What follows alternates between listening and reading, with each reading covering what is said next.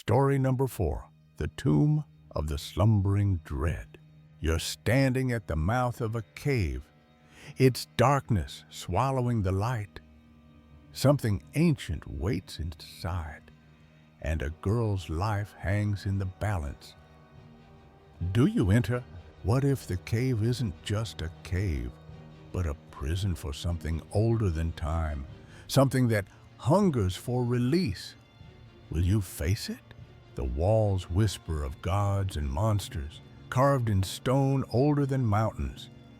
Each step deeper pulls you toward a truth you might not survive. Have you ever felt the ground shake with the steps of something unstoppable? I did, and it's still out there, waiting for its kin. What do you do when you realize you've woken a nightmare, and the only way out is through? I held the trigger, and I chose to fight. At the easternmost mouth to Chambray Brooks, I found Reed already kneeling by it. She was sifting through debris? She'd found a few things scattered here, discarded food wrappers, a battery, and an open water bottle that she turned upside down and emptied into the dirt. She looked up, certain. Still some inside, she said they were here. Shaw, this is the place.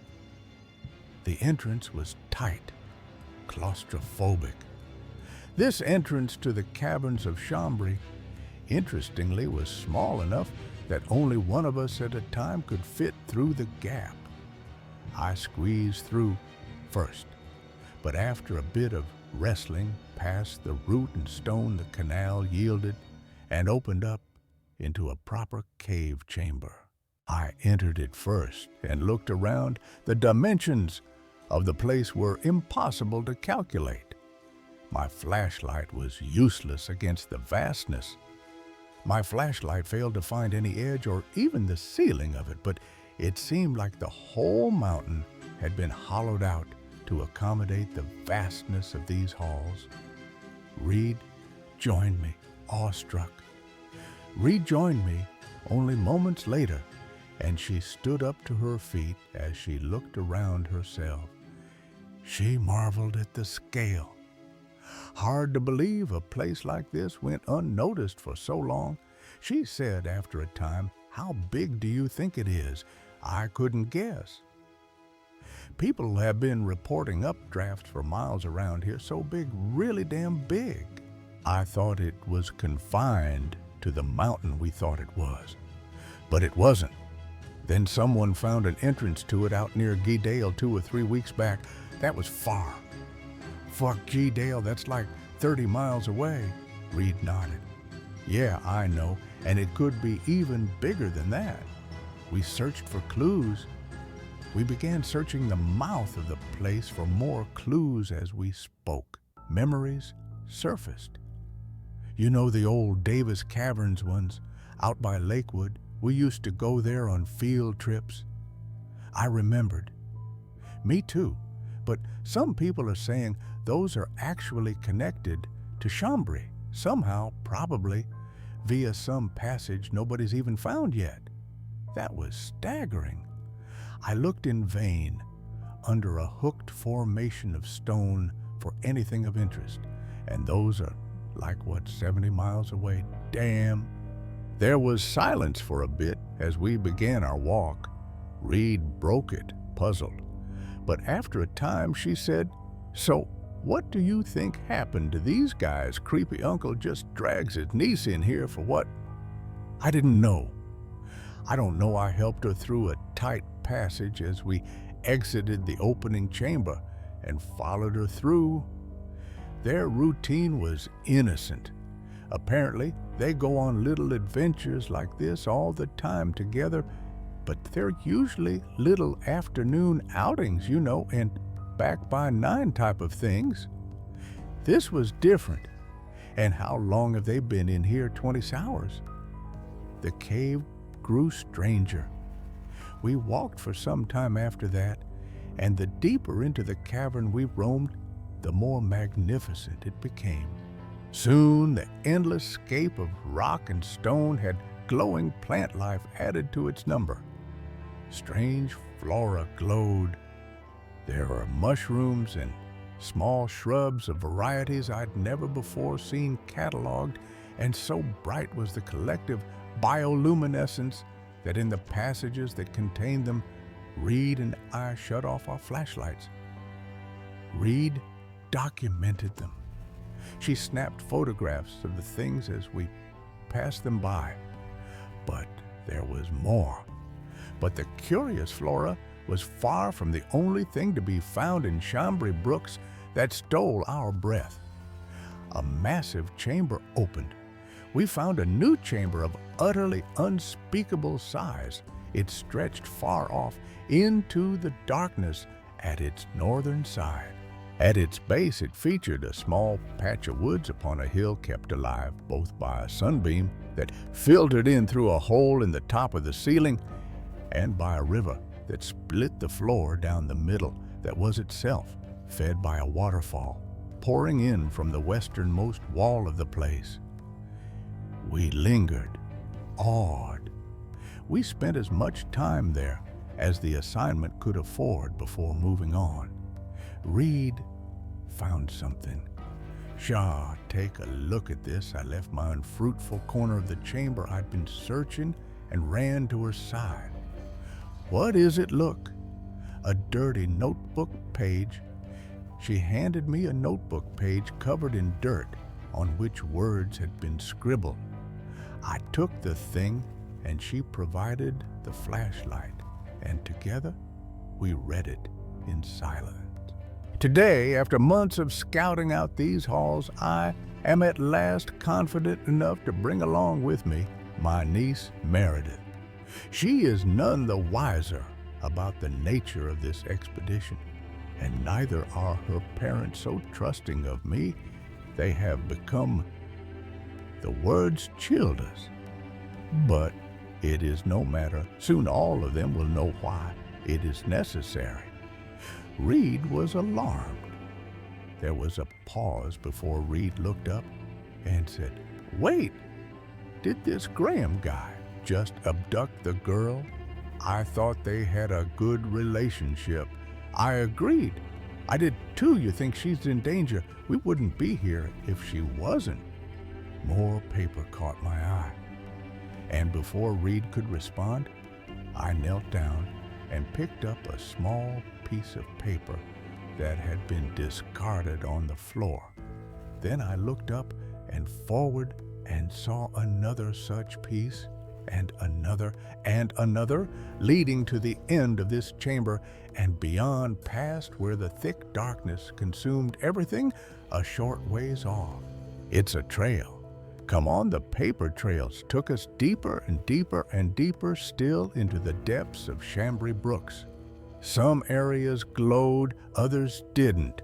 In some of the chambers through which Reed and I passed there again were those glowing plants, and we walked with ease. But in most of the tunnels, it was suffocatingly dark even with our flashlights. The terrain was brutal. We tripped and stumbled and felt around the walls with our free hand. The rocks here were sharp and tall and wide. Some hung low. Others jutted out to the cavern floor. Others forced us to shimmy in between them. And still others seemed to leap up at us out of the darkness itself. We pressed on, careful. We moved stupidly and we moved deliberately. But always there was more paper to follow.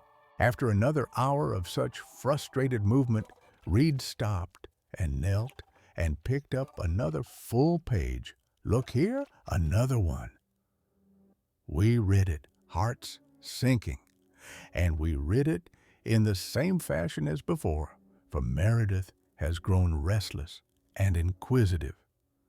I love the girl, I love her dearly in fact, and wish I could answer her questions about our destination and purpose for coming here with honesty, but I cannot bring myself to do that. The intent was clear. All I have to comfort me in this place is the knowledge that her pain, when it begins, will run its course swiftly. Mine will linger, but that is the price I must pay. Reed confirmed it. This is not at all what they made it sound like when we took this job. I know there was a heavy pause before she said, "He's going to hurt her, isn't he?" I nodded. Yes. From that point forward, both the nature of our job and the nature of the cave itself took on a macabre quality. No longer was this place the destination of a mere ill-fated spelunking trip. It was the place I felt where horrible things had either happened or were about to happen. We couldn't rush. And still, despite this new urgency to rescue the girl, we could only move at the pace allowed by the cavern itself, that same slow, torturous, plotting rate of speed, tripped up by all manner of rock and stone and low-hanging things. Paper scraps guided us, and long periods of such advancement were broken up only by the finding of paper crumbs. But it was another hour before we found the next full page in the floor of the first wide-open chamber we'd seen in some time. Reed lit it up. This time, it was Reed who held and illuminated the note, while together we read its contents. Meredith's resistance to my instruction has now exceeded mere words. She has now actively tried to escape. I caught her with ease, of course, and her pounding fists upon my back as I hauled her deeper into Chambray Brooks are of little concern, but still it breaks my heart. His betrayal was clear. Her faith in me. Her dear uncle has been destroyed over and over, I tell her, although without much success in calming her worry. Not little one worry. Not the God of the deep will see you soon, and he will. Is Wolfen the God of the deep? I saw something else, but I didn't respond to that already. I'd moved on to something far more otherworldly, and every bit as unnerving as the contents of that page. "Read," I said after a time. "Look at this." And when she joined me, I shined my flashlight across a great stone formation that marked the far end of that chamber. It was too perfect. There stood tall and fast a massive wall of stone that was far too smooth to have been a naturally occurring formation, except in regards to the ancient carvings that graced its upper and lowermost edges, and the pillars spaced at flawless intervals, and the threshold of a great door at its center. Reed was stunned. Looks like we're not the first to find this place after all. We observed the wall for a time more before I added, "I mean, how far down are we? A mile, too, at least." It was ancient. Pshaw, something like this must have been built when this place was closer up to the surface. That means thousands and thousands and thousands of years ago, likely before the mountain formed, maybe before recorded civilization itself. I said nothing to that. There were no words to be said at such a thought. We documented it. We only inspected the wall some more and snapped photographs of it, and then in through the great door we went. Another note waited. I have arrived, read the next page. We found on the floor of the mighty hall of whatever place we'd entered. At last I have found the lost halls of Sioux Keef Temple of the slumbering dread. I bring sacrifice to this place in the name of Suet. Awake from your slumber and walk again upon the earth. Graham's madness was clear. There's that word again, Wolfengrong. Graham seems to think there's some sort of God that lives in this place, and look here. She held up the note to me, and by the light of my flashlight, I read the indicated passage. With sacrifice, Shaw, I think he brought Meredith here to kill her. I agreed. I know, and I think she's the one who's been ripping his notebook apart and leaving a trail for us. I looked around. Then I looked up and around the place in which we stood and said, "The Temple of Sioux Golly. Is that where we are now? I don't know." The hall was vast. Together, We shone our flashlights around the place and saw more walls stretching up past where the light beams could reach. A device loomed above. In the center of the ceiling was a curious and monstrous contraption, and on the walls there were great carvings that told the tale. We approached, wary. We looked at each other, then stepped forward to get a better look. The first image etched into the stone nearest the door seemed to be of a clawed hand descending from a storm cloud and releasing upon the earth 6 terrible and monstrous creatures. Cultists worshipped it. Around where the beast fell were men in cloaks and masks who appeared to be worshiping the great hand. Reed analyzed it. Reed and I paused on this image for a time before she said, "Looks like some kind of ancient evil god sending his demons to earth. Maybe that's the hand of this Suet thing Graham's got going on." I speculated, "I don't know, possibly, and maybe Graham fancies himself as one of these guys here," I said, and I pointed to the picture of the cult with their upstretched arms. Reed concurred after another moment of inspection. We moved to the second picture a short ways to the right of the first. It showed destruction. This one depicted what appeared to be the same beasts bringing great cities to ruin and slaying with ease the armies that were dispatched to destroy them. The cult led them. Urging them forward from the rear was the same cult from the first carving, and they in turn seemed to be commanded by another masked figure who stood on a hill and who was himself being puppeted by the hand. Reed saw war. Looks like some kind of great war, more like a massacre, and we moved forward. But the third image, now on the next wall, to the right of that with the door, depicted the rising up of a new force of men. Heroes emerged. They were depicted as heroes, that much was apparent from the style of the carvings, and they warred with the cults of the great hand. They triumphed. In the fourth image, they appeared to defeat the cult, and in the fifth, on the wall opposite from the one through which we'd entered, was depicted the building of the great facilities used to house the 6 beasts. Reed realized the truth. "Sure," Reed said after a time. "Shaw, I don't think this place is a temple at all. I think it's a prison for what may be for that wolf and grong thing. I think it's one of the monsters on that wall." The paper trail continued through that chamber and out the wall on the opposite end and out into the labyrinthine series of titanic halls and connecting rooms that constituted what I assumed to be the bulk of whatever facility this was. Carvings told more. Many of the rooms and hallway walls bore carvings, although none quite so grand as to what we'd seen in the grand first room of men and battles against the cults of the great hand. A spider-like beast appeared. Some of them, though, depicted one of those monsters, an arriving arachnid of what appeared to be simply enormous size.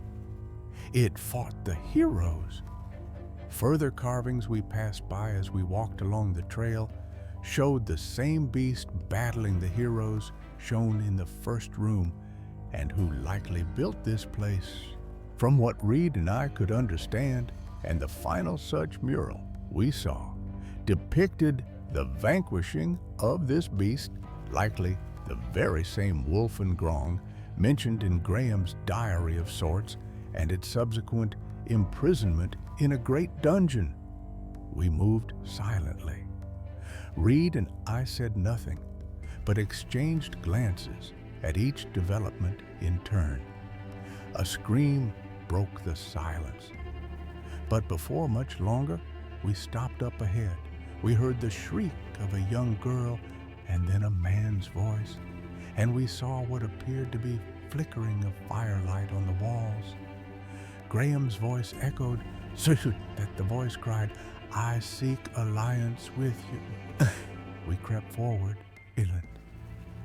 Carefully and deliberately, Reed and I inched our way forward, communicating not even in whispers, but in sweeps of hand and facial cues and other such subtle signals.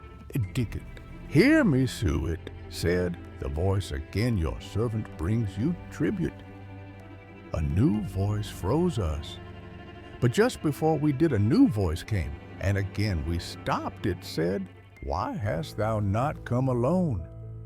It was malice itself, and so deep, and so thick, and so filled with malice was that voice that my heart ceased to beat for a moment. From the looks of it, Reed felt similarly. Graham pleaded, "I have brought you tribute, great one," came the man's voice and turned. "She is," choking, interrupted him. But before he finished that sentence, there was coughing and hacking and choking. We peered around the corner. I peeked around the corner and Reed looked too. The room there consisted of not more than a mighty pit, but that pit was of utterly incomprehensible size and presumable depth. Srane. And so too were the dimensions of the chamber that housed it. How an ancient prehistoric race of men had built something with such an architectural integrity and such precision simply astounded me. Graham was in agony. But there, in the middle of the floor before the pit, was a man, David Graham I assumed him to be. He was indeed choking and coughing and crawling about on the ground with the use of the arm that wasn't clawing at his throat. Meredith was injured. Beside him on the stone floor was a bloody knife, and the girl, too, who clutched her lacerated hand with the good one and scrambled away from her uncle as he writhed. Suet spoke through him. The other voice spoke then, but to my disgust and shock, it did so through him. "No, not her," it said. As it spoke, Graham's jaw did not move at all, but instead hung open by the jaw, as Suet's words slithered through. "There are others in this place. Why hast thou not come alone?" Graham collapsed, gasping, and then he was released from that grip, and Graham fell to the floor and gasped for air and drank it in gulps. He begged, "Soot," he wheezed at last. "Forgive me, great one. I seek only to release your third-born Wolfen Grong from this prison I don't know." Suet spoke again.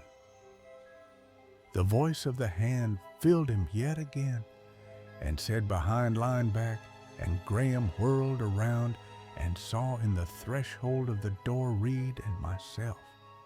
It knew us. He then opened his jaw to a hideously unnatural degree. Me Matthew Shaw said, the voice Elizabeth Reed, "What seek thou in this place?" We stepped forward unarmed. With no further use for stealth, the two of us stepped from the shadows and forward, displaying by our open palms that we came unarmed. I then said with a tremble I failed to hide, "We're here for the girl. Okay, give her to us and we'll leave. We don't want any trouble." Meredith was frozen.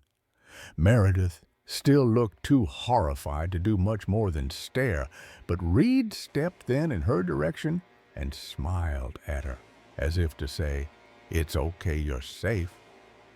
But danger loomed. But that was far from a foregone conclusion. Graham then spoke in his own voice to us. "Who are you? How did you find me here?" I showed the evidence. "You did all the work scouting this place out, and your niece here was smart enough to leave a trail for us." I held up one of the pages from his notebook, and when he saw the thing, he scrambled for the pad in his own pocket. He then pulled it up and counted the missing pages and the torn ones. He then turned to his niece. "Fuck!" he screamed, and then he lunged for her. We intervened, but both Reed and I flew in between them as Meredith screamed again and cried me in front of her and closest to the charging Graham. Before he could stop, I threw my fist into his face and he fell unceremoniously to the floor. Suet spoke again. And then the voice again wreathed itself in Graham's bones. It said, "A servant of mine, you're not evil. Your tribute is unworthy." Graham begged again. And again the voice released him. Graham now spoke on his own and cried out to the ceiling, "No, Suet, please don't forsake me in this place. Your third-born sleeps in this temple, does he not? The others of your order seek the awakening of the other dreads. As we speak from what I hear, your second-born being has already been awoken in the sea. The moonlit dawn is upon us. Let me play my part. Allow me to redeem my foolishness in service of you, Great One, and awaken Wolfengrong in this temple." Suet demanded more. As we watched, the voice again consumed the essence of David Graham and said through him, "I require a proper blood sacrifice. Fetch from me this, and I shall grant thine request." Graham grabbed the knife. Graham stood up again, and after spending a moment to ruminate on those instructions, grabbed the knife up from the floor and slowly advanced in the direction of Reed and Meredith and myself. "Graham," I said, "listen, I don't know what that thing was, but you don't have to do this. Just put the knife down and we can all walk out of here together, okay? No one has to get hurt here." He was unyielding. "You heard the Great One. He demands a proper sacrifice. This isn't a temple. Graham, didn't you see the carvings? It's a prison for whatever lies in that." He snapped. "Shut up, just shut up. I've come too far to just..." I tackled him, but I lunged at him first and tackled him and grabbed the wrist of the hand that held the knife. Meredith screamed, Reed screamed, Graham shouted, and I gritted my teeth as the pair of us rolled around the floor near the edge of the pit. With one hand still holding down his armed hand, I planted my knee in his chest below the throat and threw my fist into his face once, twice, 3 times. He fought back. He spat blood but showed no signs of submission. Instead, he shrieked, "Suet, Suet, help me!" No help came. But Suet never came. It was just me and him rolling and wrestling near the edge of the mighty hole in the stone. I disarmed him. Eventually, I wrenched the knife free and tossed the thing into the pit. But when I sacrificed my focus to do that, Graham socked me in the jaw with his free hand, and backwards I reeled. He attacked. Then it was him on me, and he wrapped his hands around my throat and screamed and throttled. I felt my vision blur and darken as I struggled. In the background, as I faded, I heard 3 things. One was Meredith screaming and crying with her back planted against the far wall. Graham invoked Suet. The second was Graham himself, saying here, "Suet, see my service, accept this sacrifice, and release your third-born." Reed acted. But the third wasn't Suet's response. It was pounding footsteps, and then Graham looked in their direction. He had not even a second to process the sight of Reed charging at him before he received a knee to the nose. He fell. The impact sent him tumbling off me, and over to the edge he flailed, and he gasped, and he reached for a grip, but he found none, and over the edge of the pit he went as he screamed. I gasped for breath as Reed and I crawled to the edge. We saw him falling some more before we heard a bizarre squish and then a brief silence. Suet approved. And then, from the bottom of the pit, we heard in Suet's voice, "Now well done. I find this tribute worthy," and he laughed a deep guttural bellow into which the already dead Graham threw his back. The earth shook. And then there was a deep-set rumbling in the depths of the earth that grew only louder and louder and more powerful as it went. The cave collapsed. Before long, the whole place shook and heaved and tossed itself back and forth and back again, and bits of rock fell from the ceiling in showers. And neither Reed nor Meredith nor myself could find it in ourselves to stand upright and stay upright for the duration of the earthquake. But over the din of it, I heard Reed say, "This whole fucking place is gonna fall apart. Come on." She pulled us up, and she grabbed me and pulled me to my feet, and she ran then to Meredith and did the same to her, and out the door the three of us went. I saw it emerge. I stole a look behind me as we fled and saw a hair-covered leg the size of a small building reach up out of the pit and plant itself with breathtaking force on the surface where we'd been not a minute earlier. More legs followed. Then came another leg and another and another as we ran, and as I watched it, we passed under the great hallway arch, depicting the imprisoning of exactly such a creature, a mammoth arachnid of truly incomprehensible vastness that had slept in that pit for uncountable millennia. "Come on," Reed said, as the three of us thundered down the hall.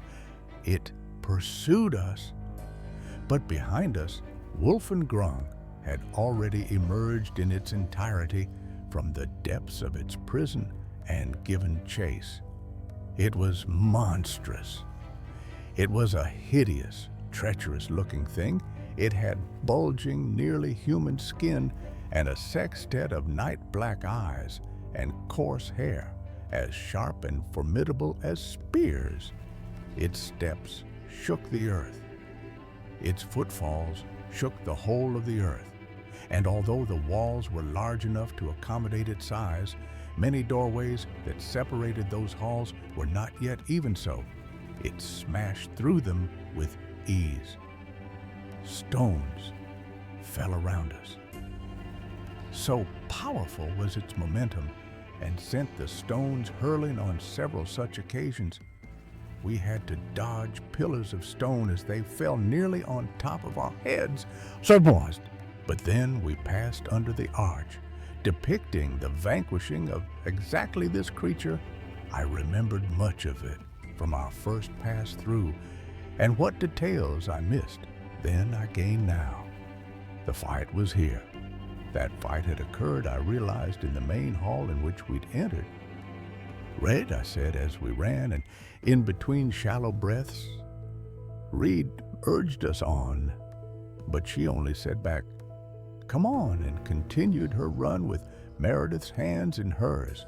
I insisted, "Oh, Reed," and then she did turn, evidently stunned that I had chosen this time among all others to converse with her. But I ignored her irritation. "We'll never outrun that thing," I said. She was desperate. "Well, what the fuck do you suggest? The main room, the contraption? Remember, we don't have time for this." "Reed, listen to me. Do you remember the contraption in the main room? Or don't you?" She recalled it. She thought for a moment as we passed under a new arch and down a flight of stairs. Behind us, Wolfengrung smashed through a series of walls. After dodging more debris, she responded, "Yeah, I think so. I think that's how we kill this thing." It was impossible. What the hell do you mean, kill it? Look at the size of that thing. I turned around, and as if on cue, the great spider destroyed yet another wall and reared up as if to pounce. Its body was grotesque. Its underside was even more mangled and hideous than the rest of it. It was filled with writhing sacs and pulsing growths of indeterminable pus that stunk of all rot and disease, and the scars of 1,000 battles, and more at its back was a stinger that dripped black with venom. I know, I said as we swept through an alcove and tore towards the very room in which the contraption was set.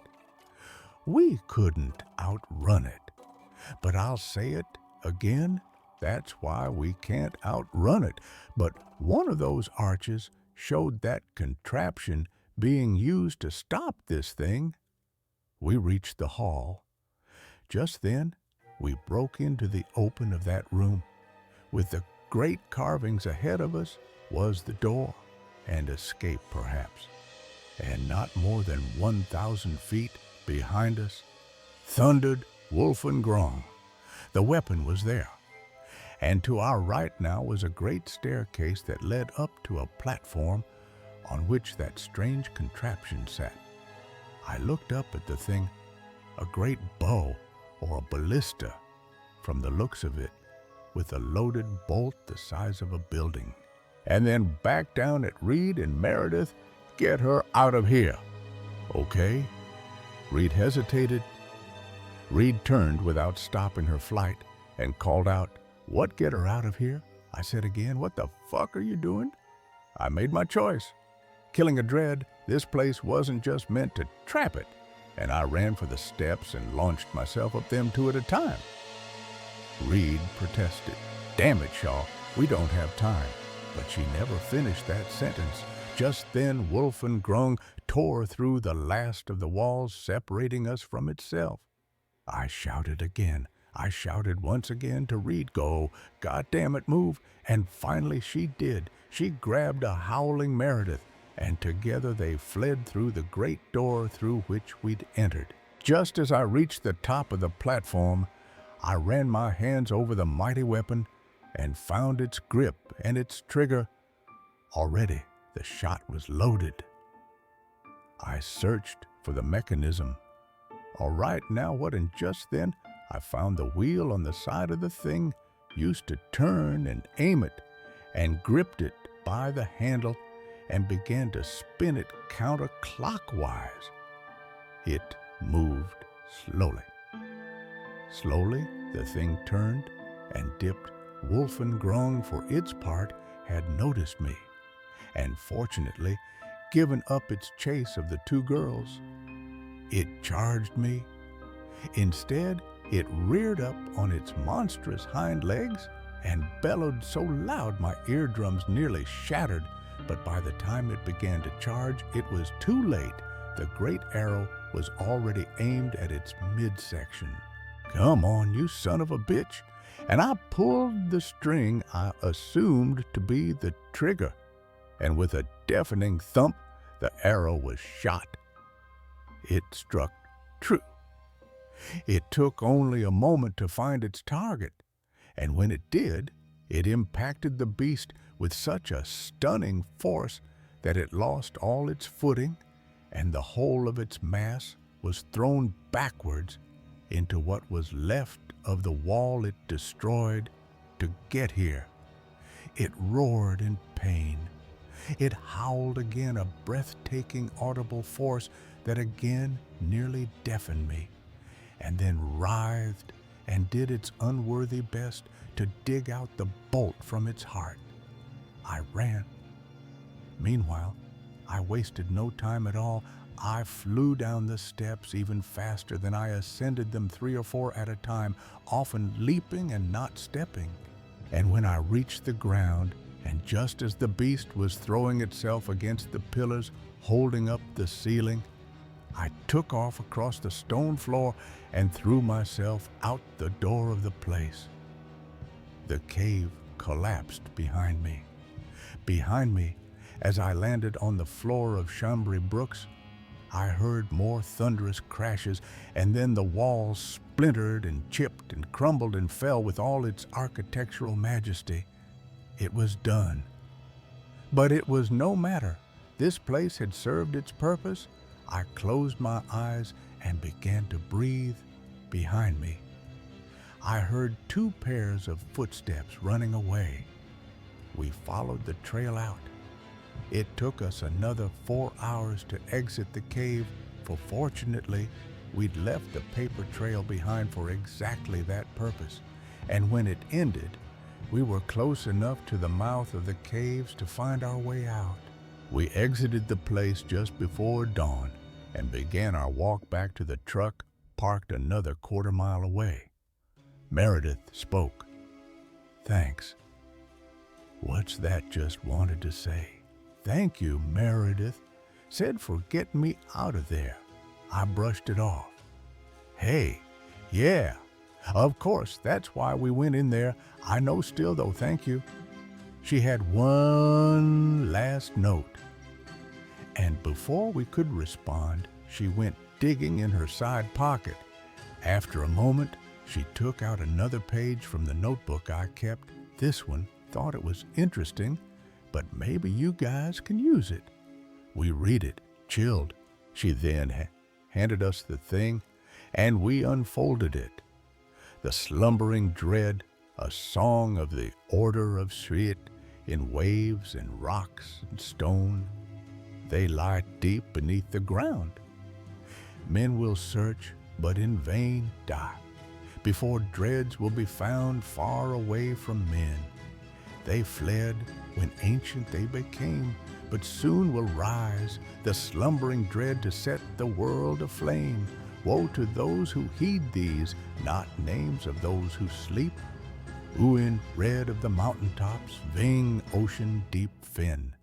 Gar within the cave and row, hid by frost. Green rolled dread neath the wave, and Bailing forest lost but one.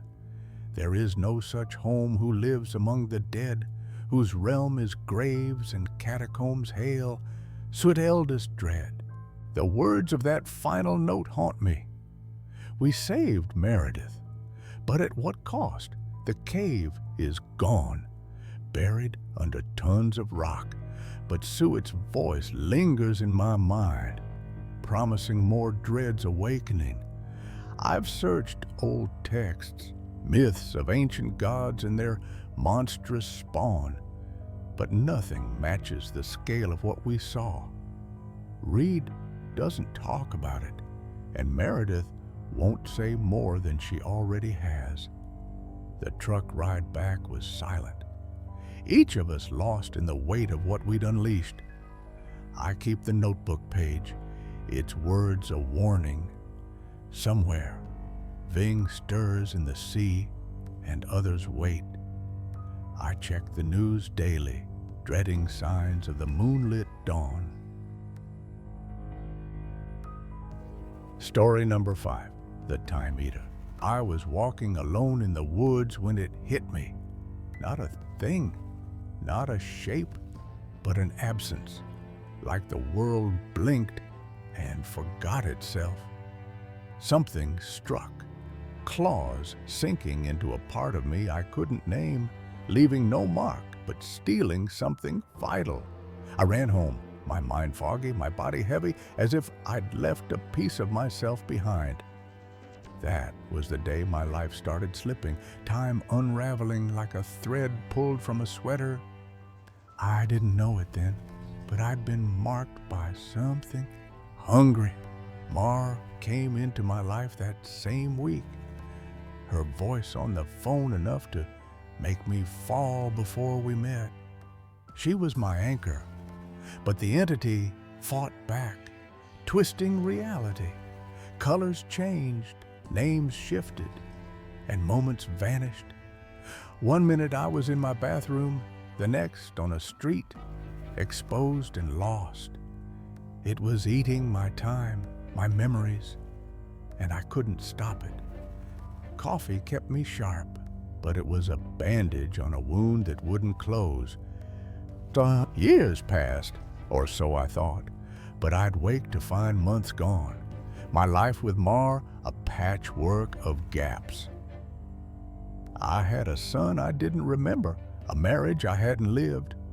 The entity was a parasite, clawing deeper into my soul, and no priest or doctor could help. I told Mar, but she saw only the man I seemed to be. Desperate, I fought to hold on, checking dates, clinging to routine, but it was never enough. The time eater was always there. Then came my grandson, a boy with a writer's heart, who saw my truth when no one else did. He found my notes, hidden under the stairs, a map of my fractured life. Together, we traced the creature's path, its hunger for my consciousness. He built a machine, a desperate bid to drive it out, and I faced the pain of every lost moment, Mar's smile, her death, all at once.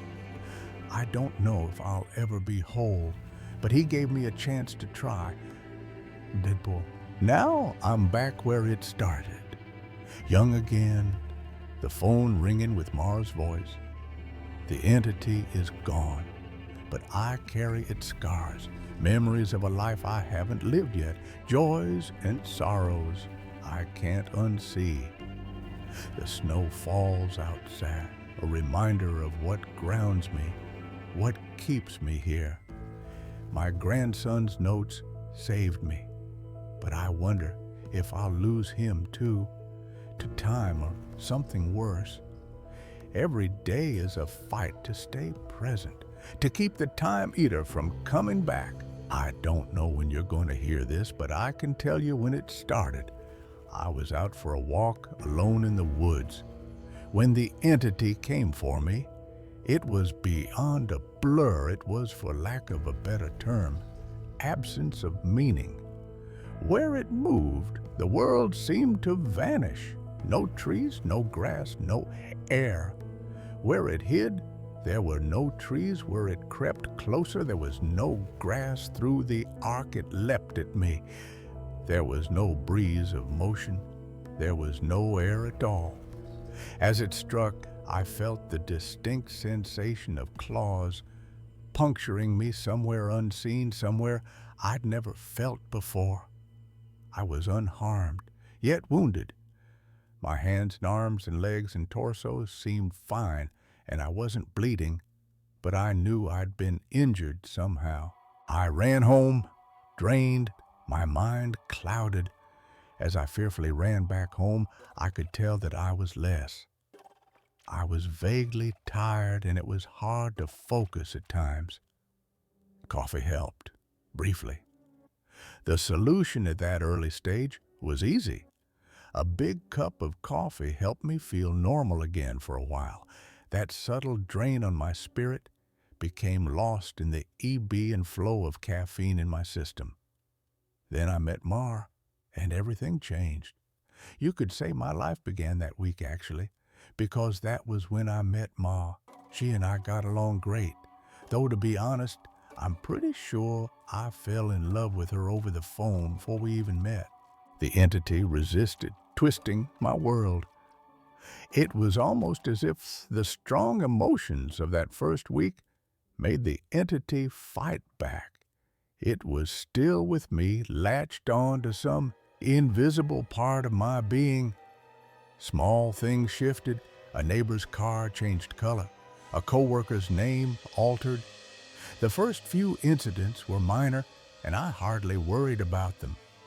The color of a neighbor's car changed from dark blue to black one morning, and I stared at it before shaking my head and shrugging off the difference.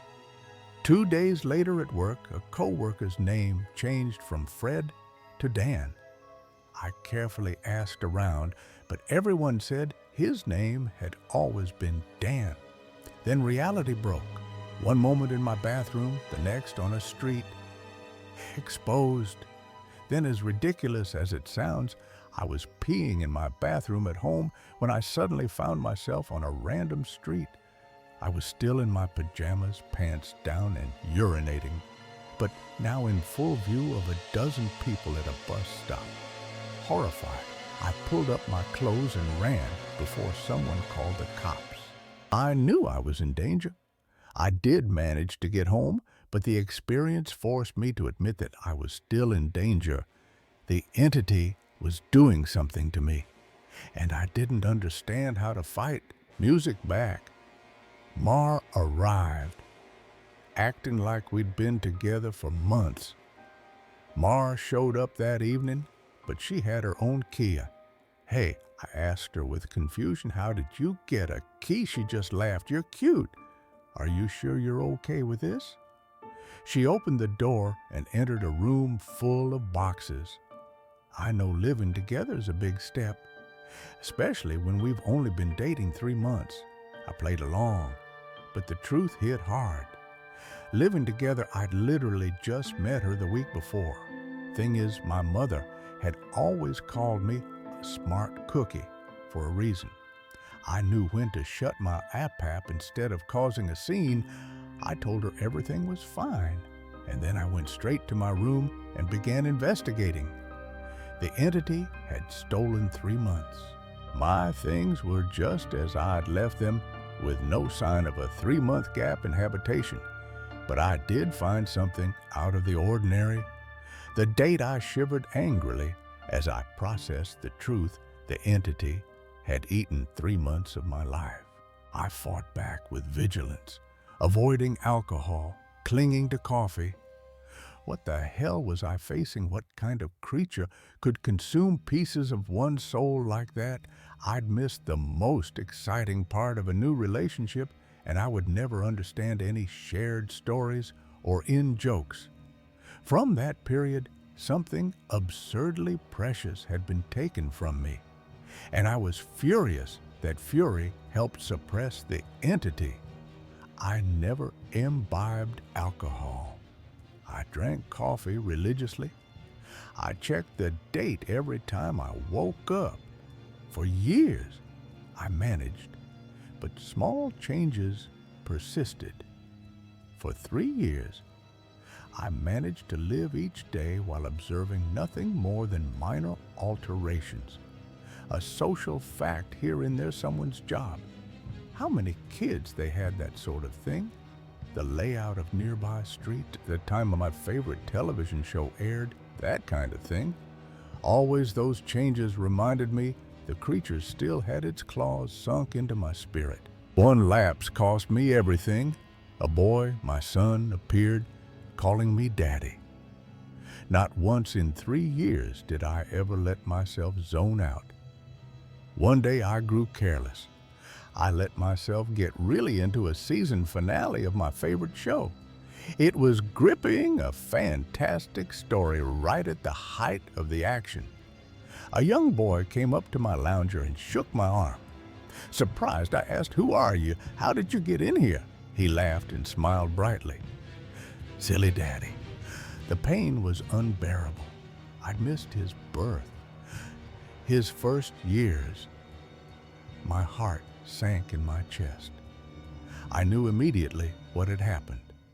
After a few masked questions, I discovered that he was 2 years old and that he was my son.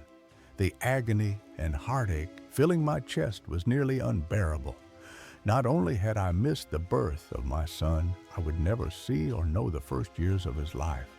Mar and I were married, a family, but I had no memory of it. Em and I had obviously gotten married and started a family in the time I'd lost, and I had no idea what joys or pains those years contained. Snow fell, a constant in my fractured life. It was snowing outside. Holding my sudden son in my lap, I sat and watched the flakes fall outside. What kind of life was this going to be? If slips in concentration could cost me years, no one could help. Priests dismissed me. Doctors found nothing. I had to get help. The church had no idea what to do. The priest didn't believe me.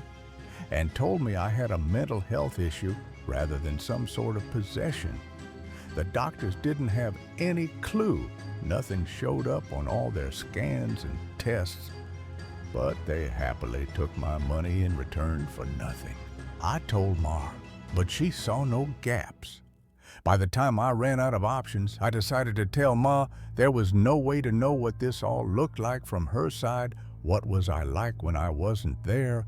Did I still take our son to school? Did I still do my job? Clearly I did, because she seemed to be none the wiser. But I still had a horrible feeling that something must have been missing from her life while I wasn't actually home inside my own head. Then came our second date, a moment I'd lived out of order. The night I set up a nice dinner in preparation, she arrived not by unlocking the front door, but by knocking on it. I answered and found that she was in a nice dress. She was happily surprised by the settings on the table, fancy dinner for our second date. I knew you was sweet on it. Thank the Lord I knew when to keep my mouth shut. If I'd gone on about being married and having a son, she might have run for the hills. I learned my life wasn't gone, just scattered. Instead, I took her coat and sat down for our second date. Through carefully crafted questions, I managed to deduce the truth. This really was our second date. She saw relief and happiness in me, but interpreted that as dating. Jitters. I was just excited to realize that the entity wasn't necessarily eating whole portions of my life, the symptoms. As I was beginning to understand them were more like the consequences of a shattered soul. The creature had wounded me, broken me into pieces. I lived out of order, piecing moments together. Perhaps I was to live my life out of order, but at least I would actually get to live it, and so it went. For a few years, from my perspective, while minor changes in politics or geography would happen daily, major shifts in my mental location only happened every couple of months. I met my grandson, a writer, and shared my truth. When I found myself in a new place-time in my life, I just shut up and listened, making sure to get the lay of the land before doing anything to avoid making mistakes on the farthest flung leap. Yet, I met my 6-year-old grandson, and I asked him what he wanted to be when he grew up. He said a writer. I told him that was a fine idea. I lived moments I'd missed, like asking Ma to move in. Then I was back in month 2 of my relationship with Ma, and I had the best night with her on the riverfront. And when I say the best, I mean the best. Knowing how special she would become to me, I asked her to move in. I got to live through what I'd missed the first go around.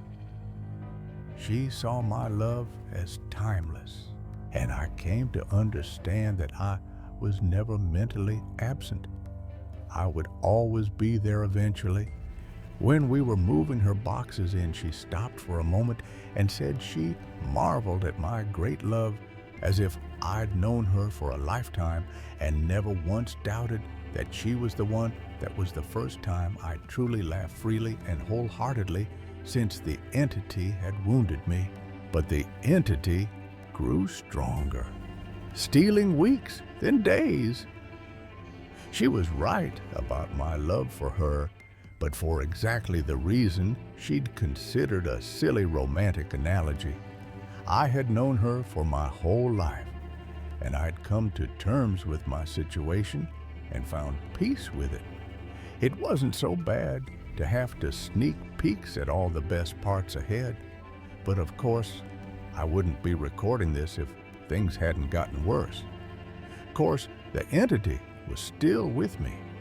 It had not wounded me and departed like I'd wanted to believe.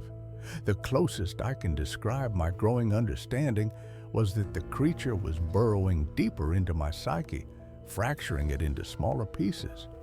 Instead of months between major shifts, I began having only weeks. I feared losing everything. Once I noticed that trend I feared, my ultimate fate would be to jump between times in my life, heartbeat by heartbeat forever. Confused, forever lost, only an instant in each time meant I would never be able to speak with anyone else, never be able to hold a conversation, never express or receive love. Snow grounded me, a constant against the chaos. As the true depth of that fear came upon me, I sat in an older version of me and watched the snow falling outside. That was the one constant in my life. The weather didn't care who I was or what pains I had to face. Nature was always there. The falling snow was always like a little hook that kept me in place. The pure emotional peace it brought was like a panacea on my mental wounds.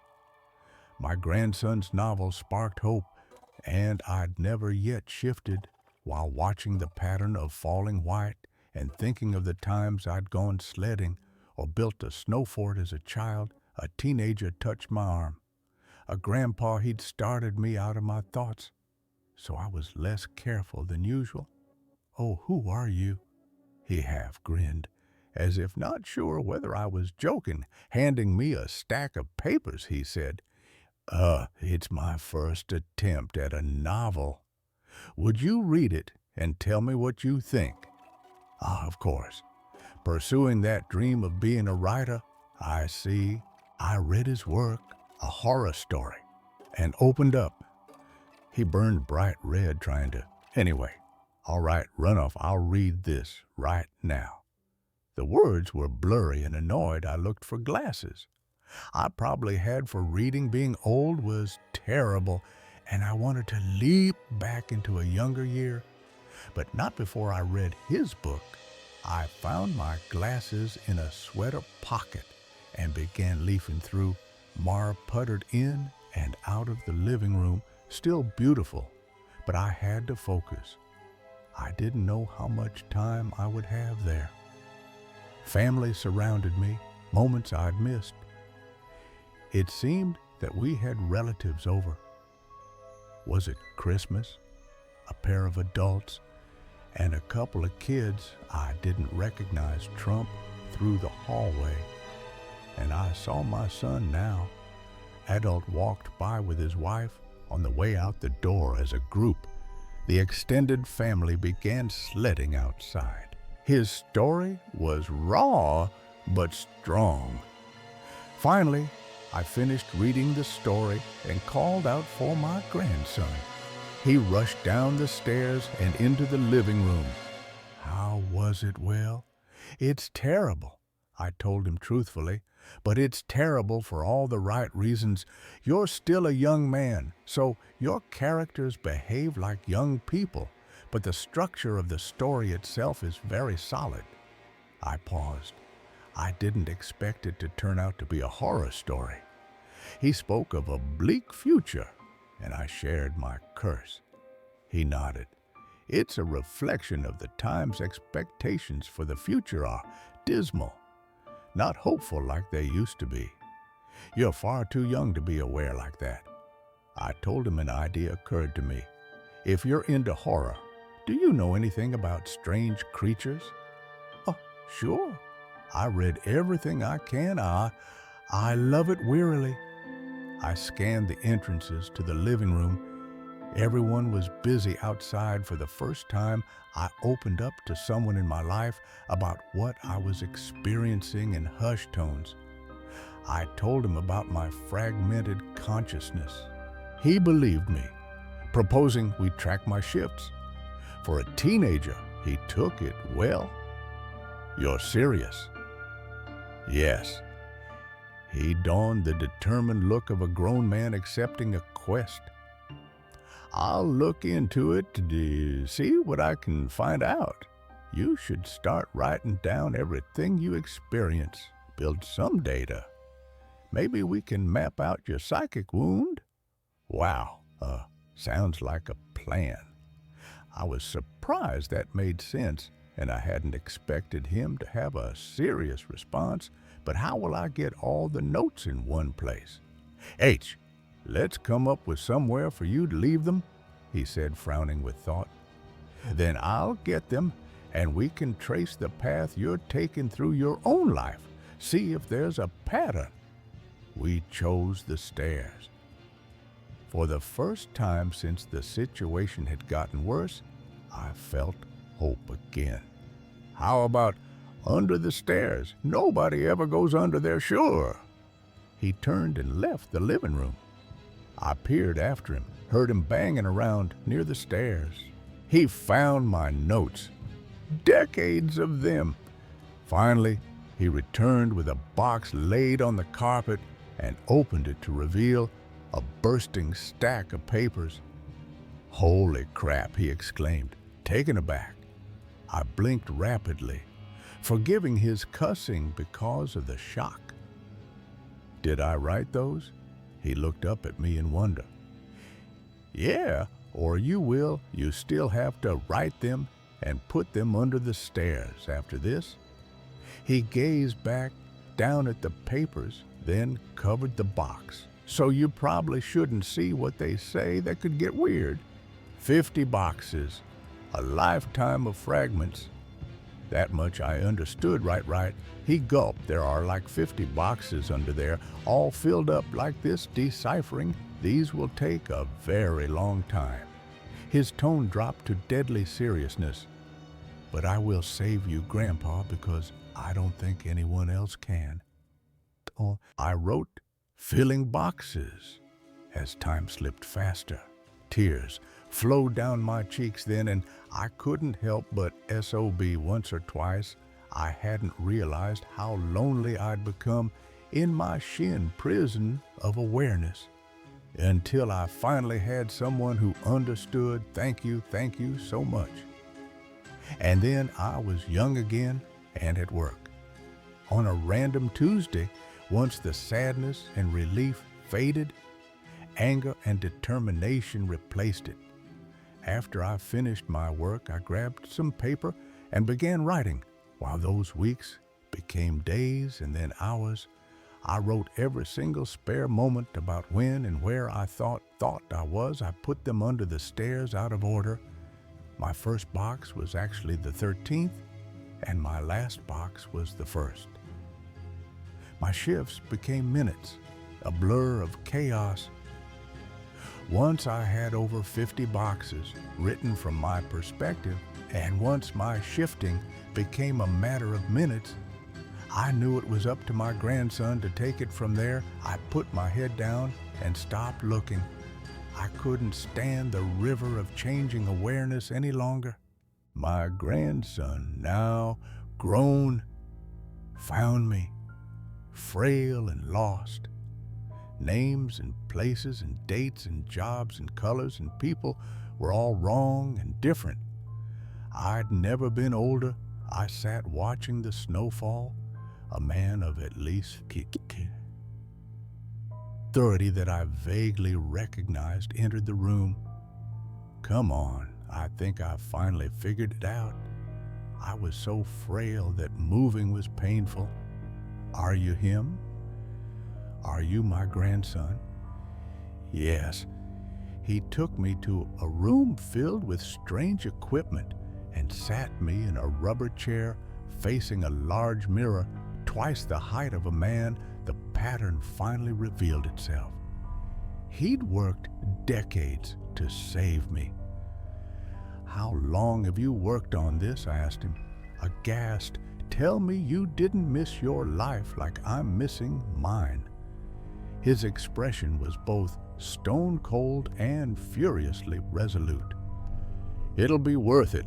He brought 2 thin metal rods close to my arm and then nodded at the mirror. Look, this shock is carefully calibrated. The mirror showed the parasite, a leech on my soul. The electric zap from this device was startling, but not painful. In the mirror, I saw a rapid arcing light silhouette appear above my head and shoulder.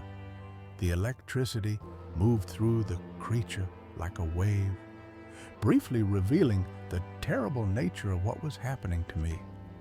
A bulging move, each like mouth, was wrapped around the back of my head, coming down to my eyebrows and touching each ear, and its slug-like body ran over my shoulder and into my very soul. It was Parasite, and it was feeding on my mind. He warned of pain, and I asked for Mar. My now adult grandson held my hand as I took in the... After a moment, he asked, "Removing it is going to hurt very badly." "Are you up for this fearful?" I asked. "Is Mara here?" His face softened.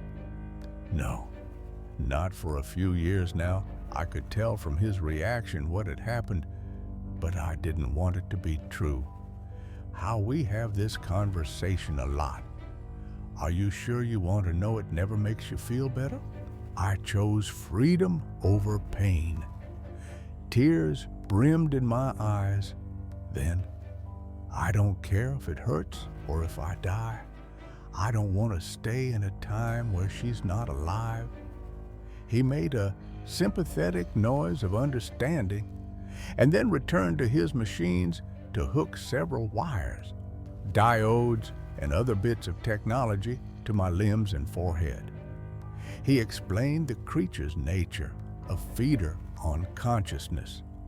While he did so, he talked. "I've worked for 2 decades to figure this out, and I've had a ton of help from other researchers of the occult. This parasite doesn't technically exist in our plane. It's one of the lesser spawns of, and it feeds on the plexus of mind, soul, and quantum consciousness reality. When details like names and colors of objects change, you weren't going crazy. The web of your existence was merely losing strands as the creature ate its way through you." The shock was agony, revealing my life's truth. I didn't fully understand. I looked up in confusion as he placed a circlet of electronics like a crown on my head in an exact line where the parasite's mouth had ringed me. "What?" He paused his work and grew pale. "I forgot that you wouldn't know. You're lucky, believe me." After a deep breath, he began moving again and placed his fingers near a few switches ready. "This is carefully tuned to make your nervous system extremely unappetizing to the parasite, but it's basically electroshock therapy." I could still see Mars smile, even though she was dead. I'd just been with her moments ago. "Do it!" The creature writhed, its claws digging in. The click of a switch echoed in my ears, and I almost laughed at how mild the electricity was. It didn't feel like anything. At least at first. Then I saw the mirror shaking, and my body within that image, convulsing. Oh no, it did hurt. Nothing had ever been more painful. It was just so excruciating that my mind hadn't been able to immediately process it. As my vision shook and fire burned in every nerve in my body, I could see the reflected, trembling light silhouette of the parasite on my head as it read in agony equal to mine. It had claws, 6-clawed, lizard-like limbs under it, leech-like body, and it cut into me in an attempt to stay latched on. Memories flooded Mars' life, her death, all at once. The electricity made my memories flare. Mars Smith was foremost, lit brightly in front of a warm fire as the snow fell past the window behind her. The edges of that memory began lighting up, and I realized that my life was one continuous stretch of experience. It was only the awareness of it that had been fragmented by the feasting evil on my back. I'd never managed to be there for the birth of my son. I jumped around it a dozen times, but never actually lived it for the first time. I got to hold Mara's hand and be there for her. No, no. That moment had shifted seamlessly into holding her hand as she lay in a hospital bed for a very different reason. Not this God. Why, it was so merciless. To make me remember this, I broke down in tears as nurses rushed into the room. I did not know what to do. I didn't want to experience it. I'd seen all the good parts. But I hadn't wanted the worst part, the inevitable end that all would one day face. It wasn't worth it. It was tainted. All that joy was given back. It just unfold as pain. The pain freed me, sending me back to the woods. The fire in my mind and my brain surged to sheer white torture, and I screamed. My scream faded into a surprised shout as the machines and electricity and chair faded away. Snow was no longer falling around my life. I was in the woods on a bright summer day. Oh God, I turned to see the creature approaching me. It was the same absence of meaning, the same blank on reality. It crept forward just like before, but this time it hissed and turned away. I stood astounded at being young again and freed from the parasite. My grandson had actually done it. He'd made me an unappetizing meal, so the predator of mind and soul had moved on in search of a different snack. Mara's call came, but I knew her end. I returned home in a daze, and while I was sitting there processing all that had happened, the phone rang. I looked at it in awe and sadness. I knew who it was. It was Marjorie calling for the first time for some trivial reason she'd admit 30 years later was made up just to talk to me. But all I could see was her lying in that hospital bed dying. It was going to end in unspeakable pain and loneliness. I would become an old man left to sit by myself in an empty house, his soulmate gone long before him. At the end of the only thing I would have left, sitting and watching the falling snow. So my grandson's note anchors this tale. His grandfather lost to Alzheimer's, smiling at snow. But now, thanks to my grandson, I would also have my memories. It would be a wild ride, no matter how it ended. On a sudden impulse, I picked up the phone with a smile and asked, "Hey, who's this?" Even though I already knew Arthur's note together. My grandfather and I did set out to write the tale of his life. Unfortunately, his Alzheimer's disease progressed rapidly, and we were never able to finish.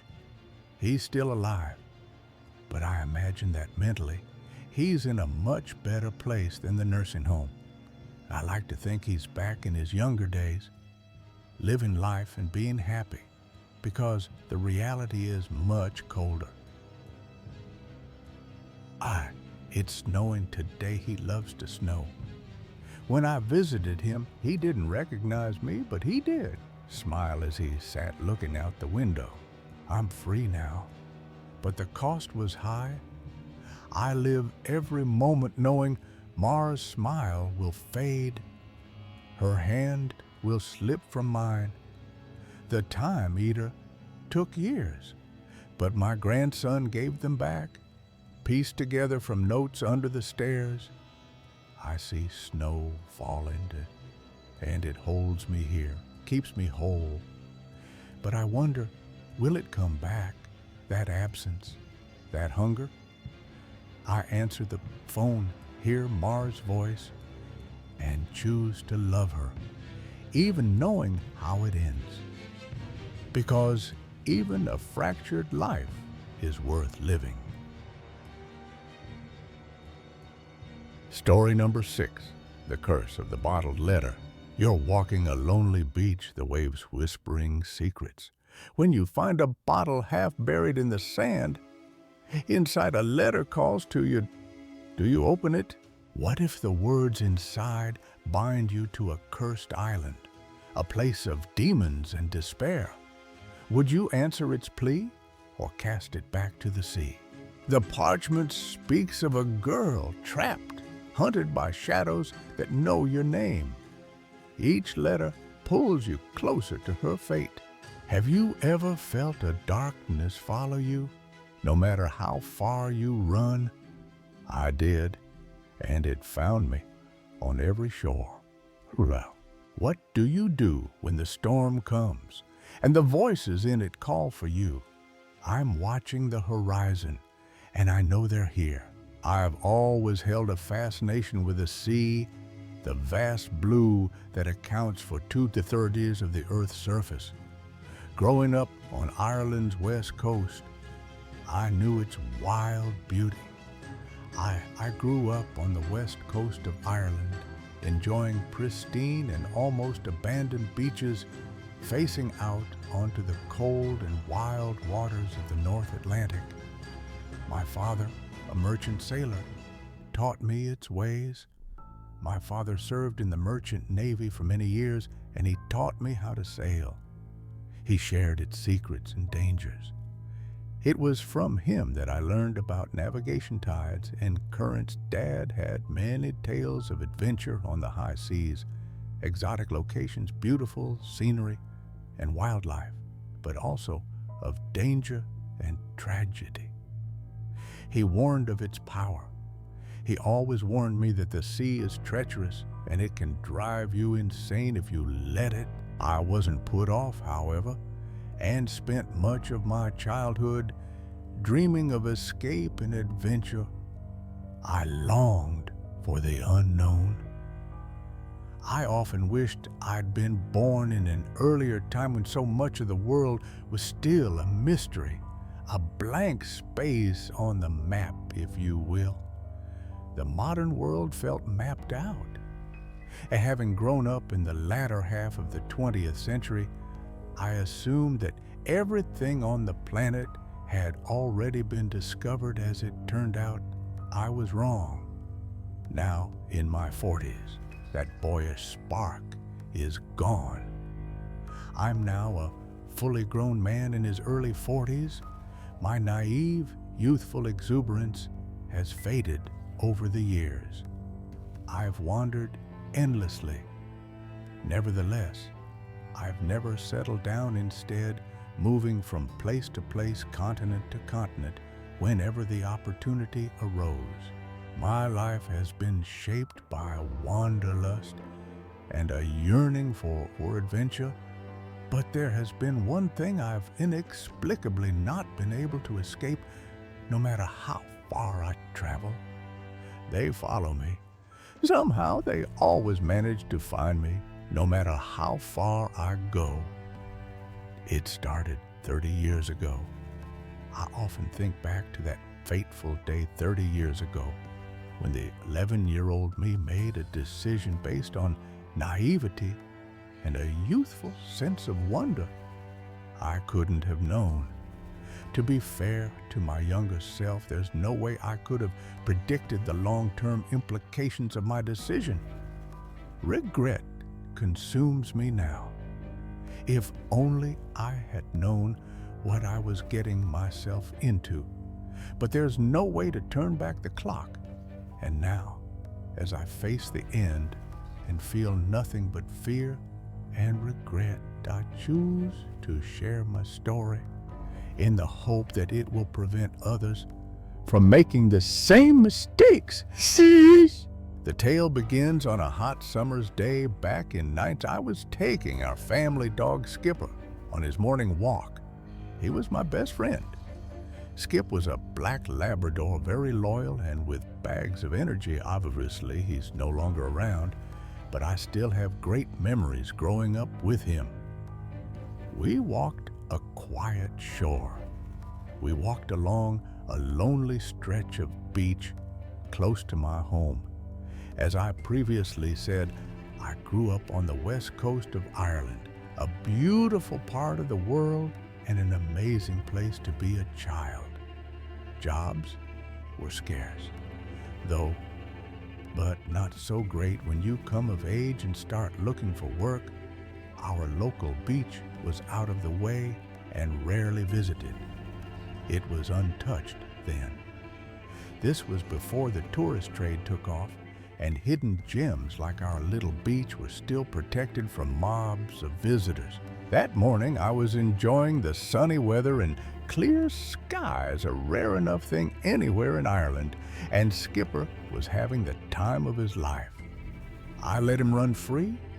I let him off the lead to run the sands while I looked out to sea, daydreaming of adventure and escape. His barking snapped me back. I was brought back to reality by the sound of Skipper's loud barking. I saw him at the water's edge, the tide washing over his paws as he struggled to dig something out of the sand. I thought it was driftwood. I suspected it was nothing more than a piece of driftwood, but curiosity got the better of me as I jogged across the sands. I called him off. "You here, boy," I called, prompting Skip to back off and end his barking frenzy, although he continued to keep a close eye on the object. Bending over, I saw a green glass bottle washed up and half buried in the sand. It was sealed. Intriguing. The top of the bottle was sealed with a cork, making it watertight, and it appeared to be a rolled-up parchment of yellow paper. Excitement surged. I felt a surge of excitement in that moment, realizing that I'd stumbled across a genuine message in a bottle. Such finds were rare. Now, messages in bottles aren't exactly a common thing these days due to the onset of instant global communication, but they have a long and romantic history dating back centuries. I knew their lore.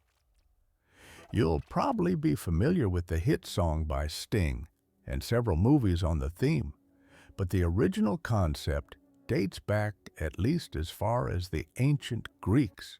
The basic idea is that you place a written note or communication in a sealed bottle and throw it out to sea, and eventually the bottled message will be carried by the ocean's current and wash up on shore, possibly in an entirely different continent. It's unreliable but mythical. For obvious reasons, this isn't the most reliable or quickest form of communication, but there is an incredible lore built around bottled messages. My mind raced with possibilities.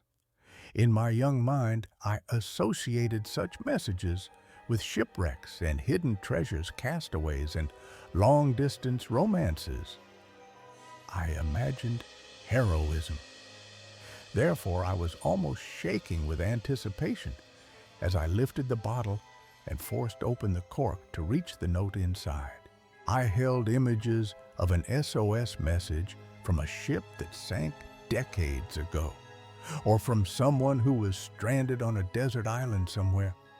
I could be a savior. Perhaps I could play a role in solving an ancient mystery or rescuing a castaway who'd been given up for dead. I would be a latter-day hero. It seems foolish now. Looking back now, it all seems rather ridiculous, but I was an 11-year-old boy yearning for adventure. At least a pen pal. At the very least, I thought I might establish a pen pal type relationship with someone living overseas, which would be exciting enough. But I unleashed something else. But in return, I had no inkling of what hell I would unleash by unsealing that bottle.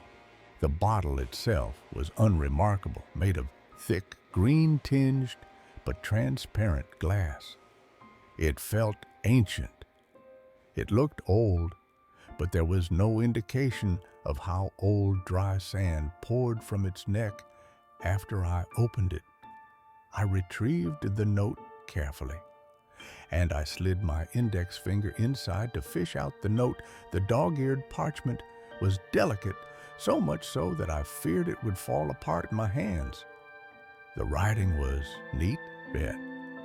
Therefore, I was very careful when I unrolled the paper. I discovered an undated letter written neatly in what appeared to be red ink. It seemed old-fashioned. The ink was smudged in several places, making me think it had been written using an old-fashioned fountain pen, or perhaps even a quill. The content itself was more or less modern English, and both the style and vocabulary made it seem like it was written by an educated person. Although after reading the letter, I guessed the author was a little more than a child. The letter began, "Dear Sir, I hope this letter finds you in good health and spirits. I'm writing in the hope of establishing a correspondence and perhaps forming a bond that stretches across oceans." It introduced Emily. My name is Emily, and I live on the small island of Satiano with my mother and father. Her home was harsh. Our home is beautiful, but isolated and sometimes dangerous.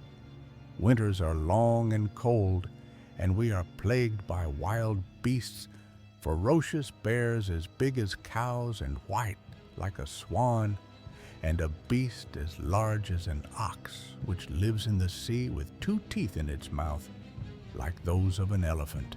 During the daylight hours, our island is covered with snow-white nesting birds, while a feathered umbrella of thousands more fly and screech above our heads. Nights were perilous. Nights are a time for caution as demons stalk the land hunting for victims. But we are too smart for them, as we always keep our hearth burning and our guns loaded, keeping the demons at bay. Her lineage was resilient. We come from hardy stock.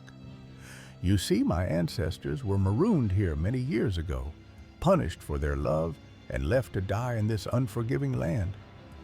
But they survived against all odds, starting a family and making this island their home.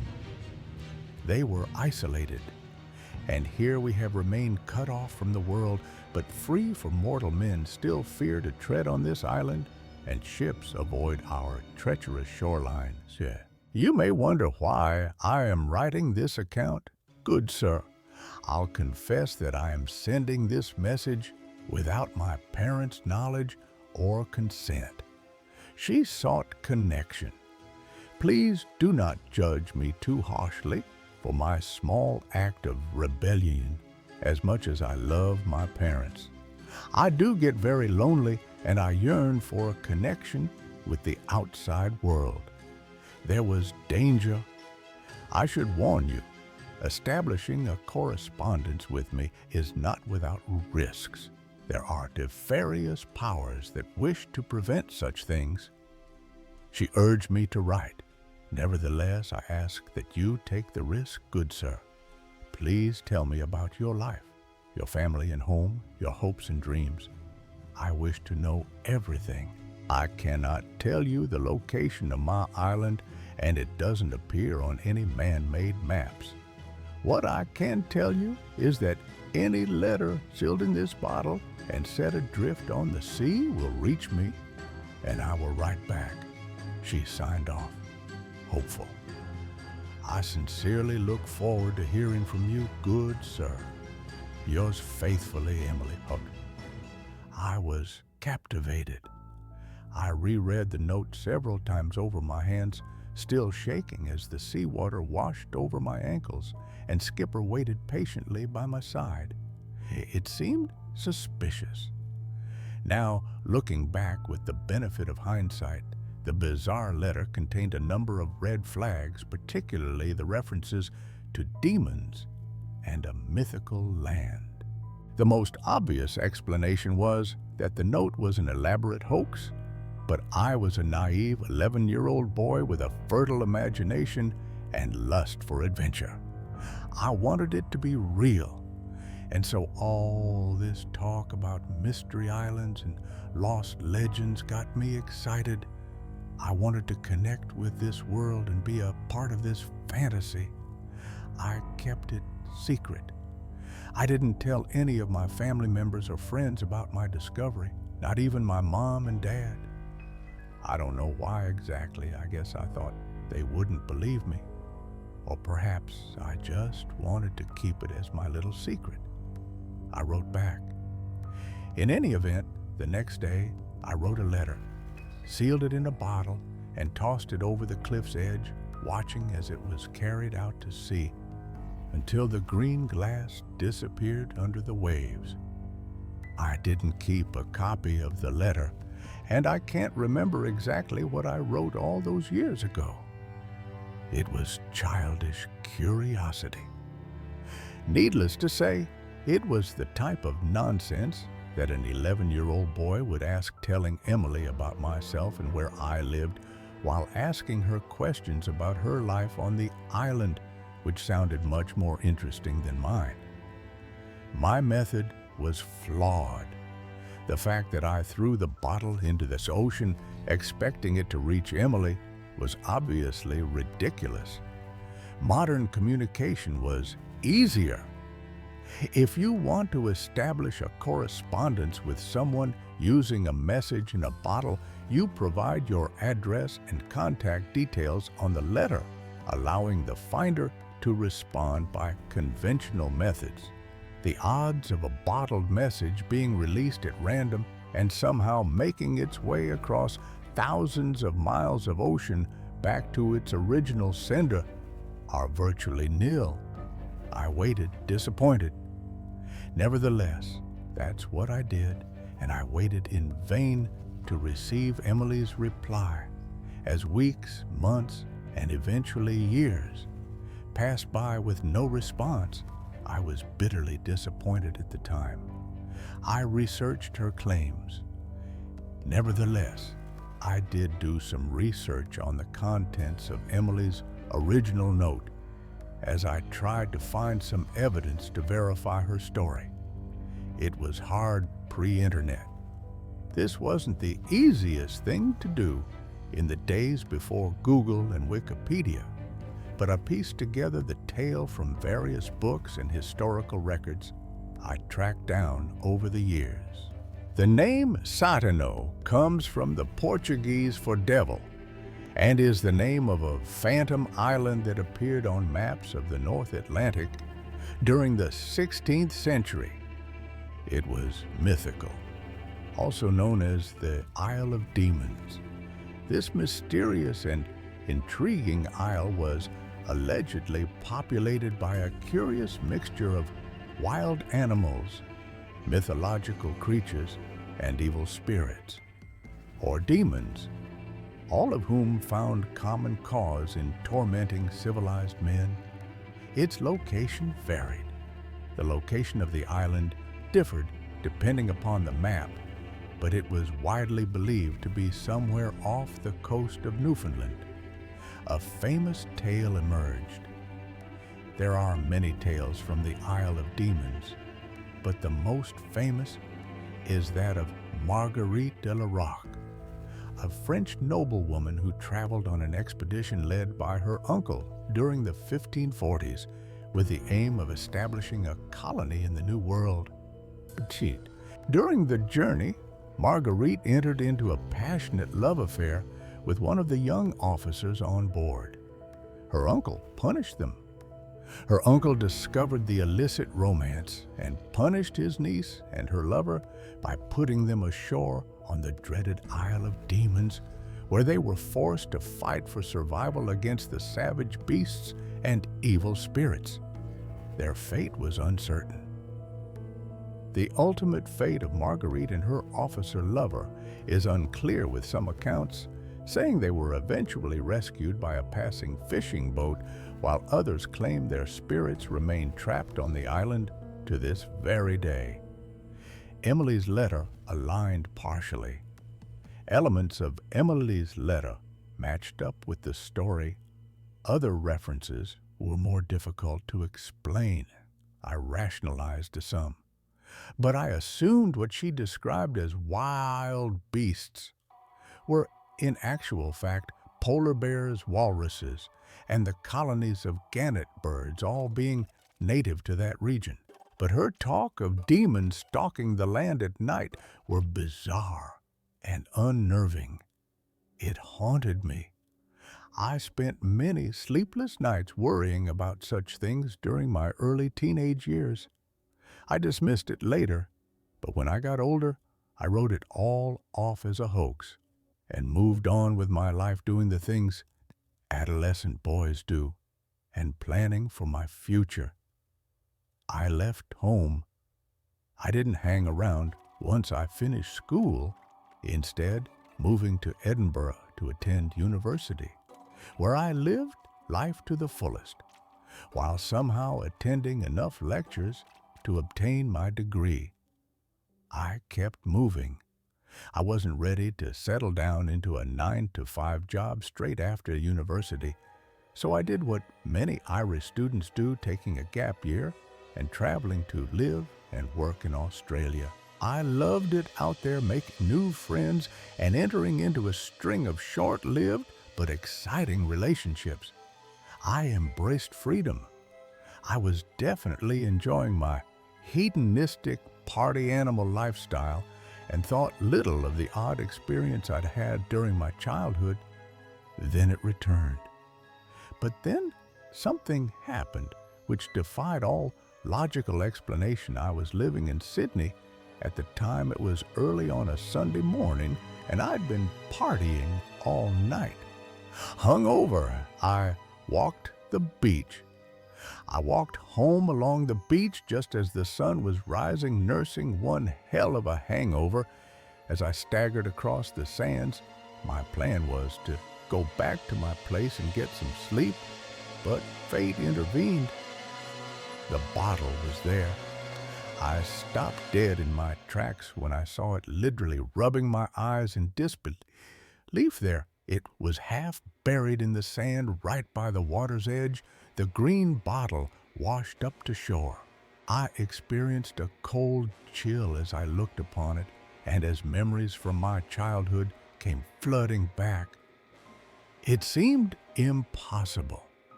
From a distance, the bottle looked identical to the one I'd found on the beach in Ireland 10 years before. But it must be a coincidence.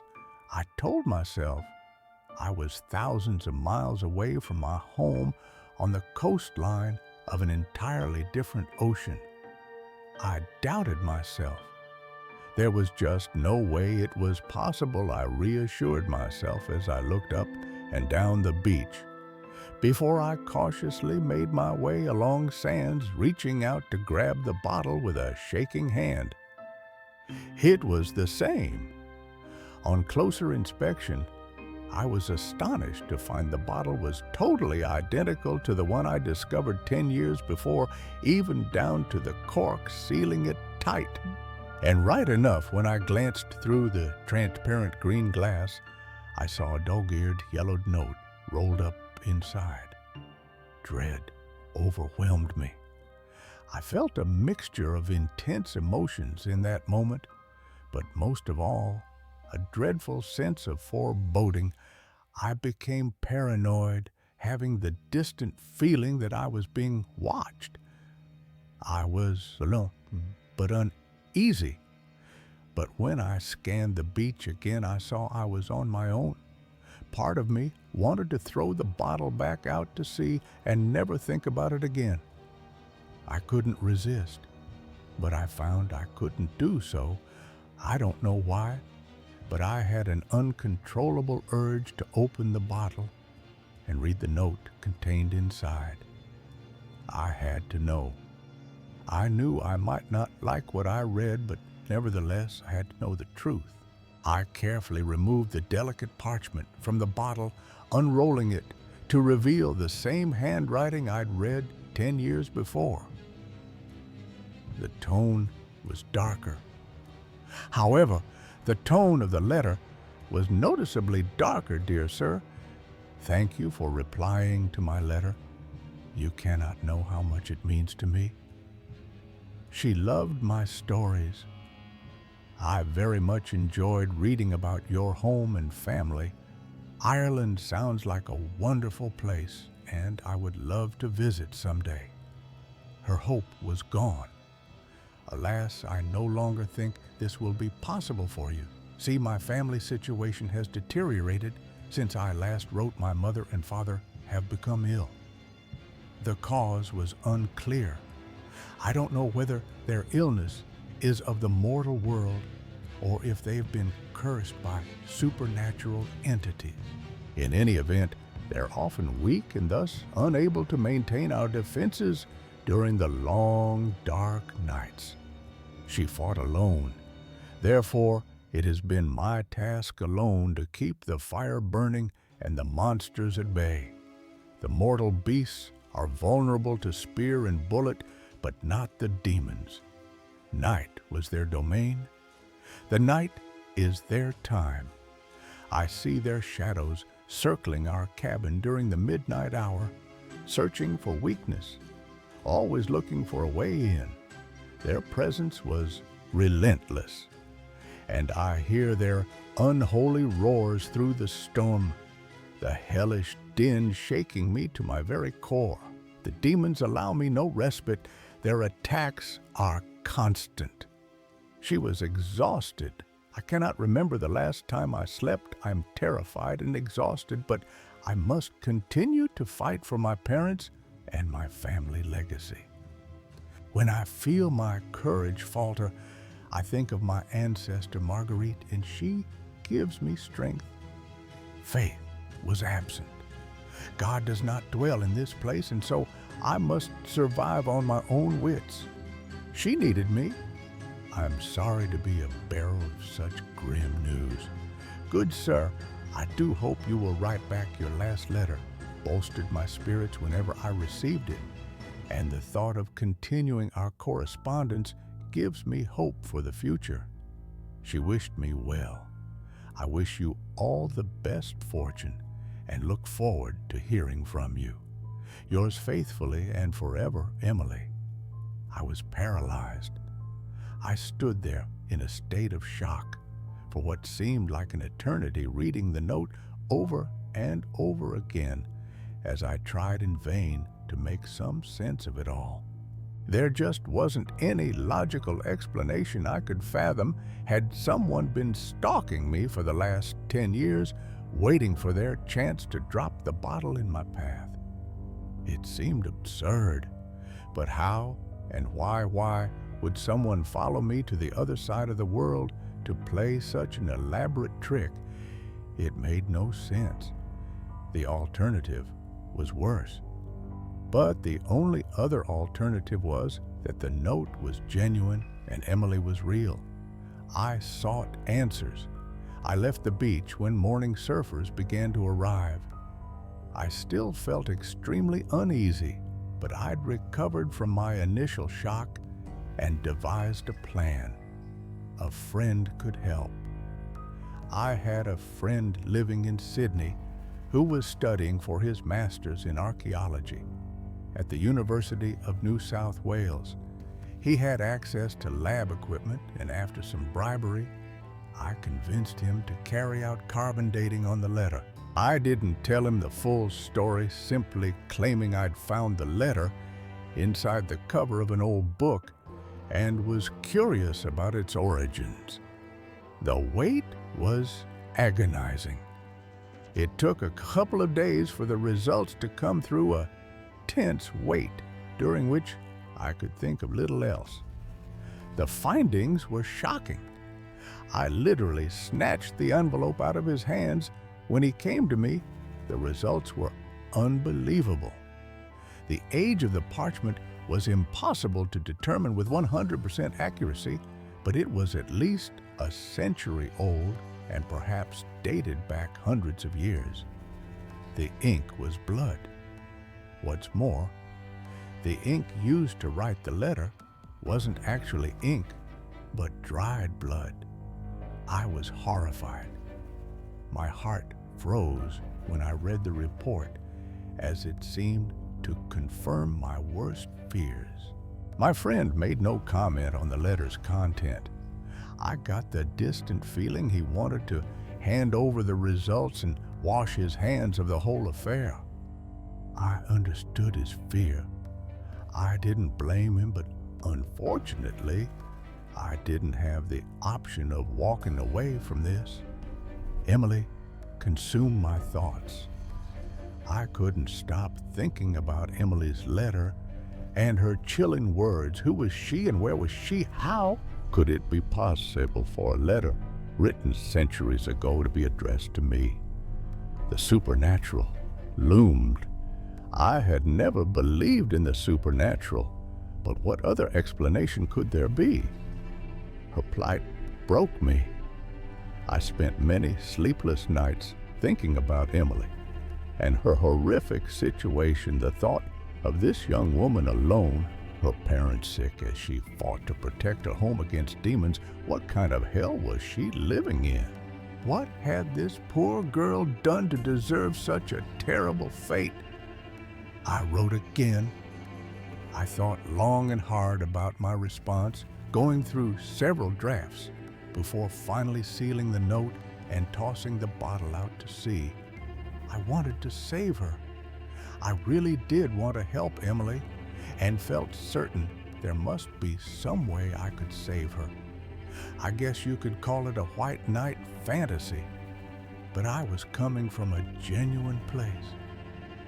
No reply came. I didn't receive a response by the time I left Australia, but I had a feeling Emily's reply would find me eventually. I kept moving. I lived through the rest of my 20s before I heard from her again. I won't claim that I spent a decade pining after Emily and dwelling upon the contents of her letter. I lived my life traveling, working various jobs, making and losing friends, and entering into several love affairs, none of which lasted very long. I never stayed still.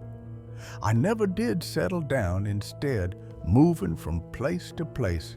I had some good times for sure, but the darkness stayed with me. Emily haunted me.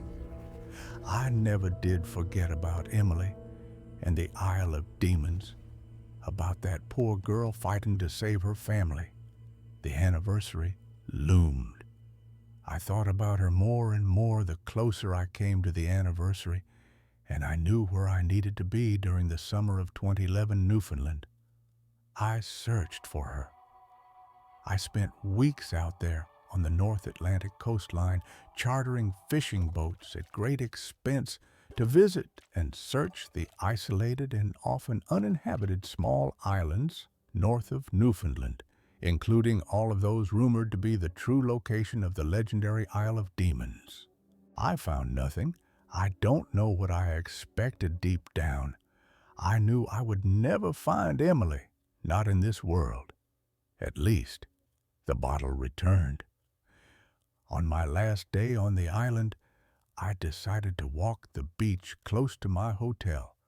I was only mildly surprised when I saw it, the green bottle washed ashore with the inevitable note carefully rolled up inside. I was prepared, yet shaken.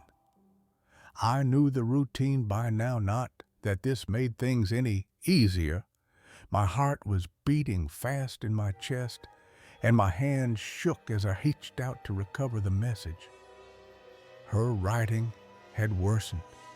The first thing I noticed was how Emily's writing had deteriorated from her last letter. For a woman who wrote her correspondence in blood, her penmanship had always been exemplary. But this time around, it was little more than a scribble and barely legible. Clearly, she'd written this note in a hurry, or a state of distress. Probably both. This didn't bode well. I read with dread. I had a genuine sense of dread as I read her words.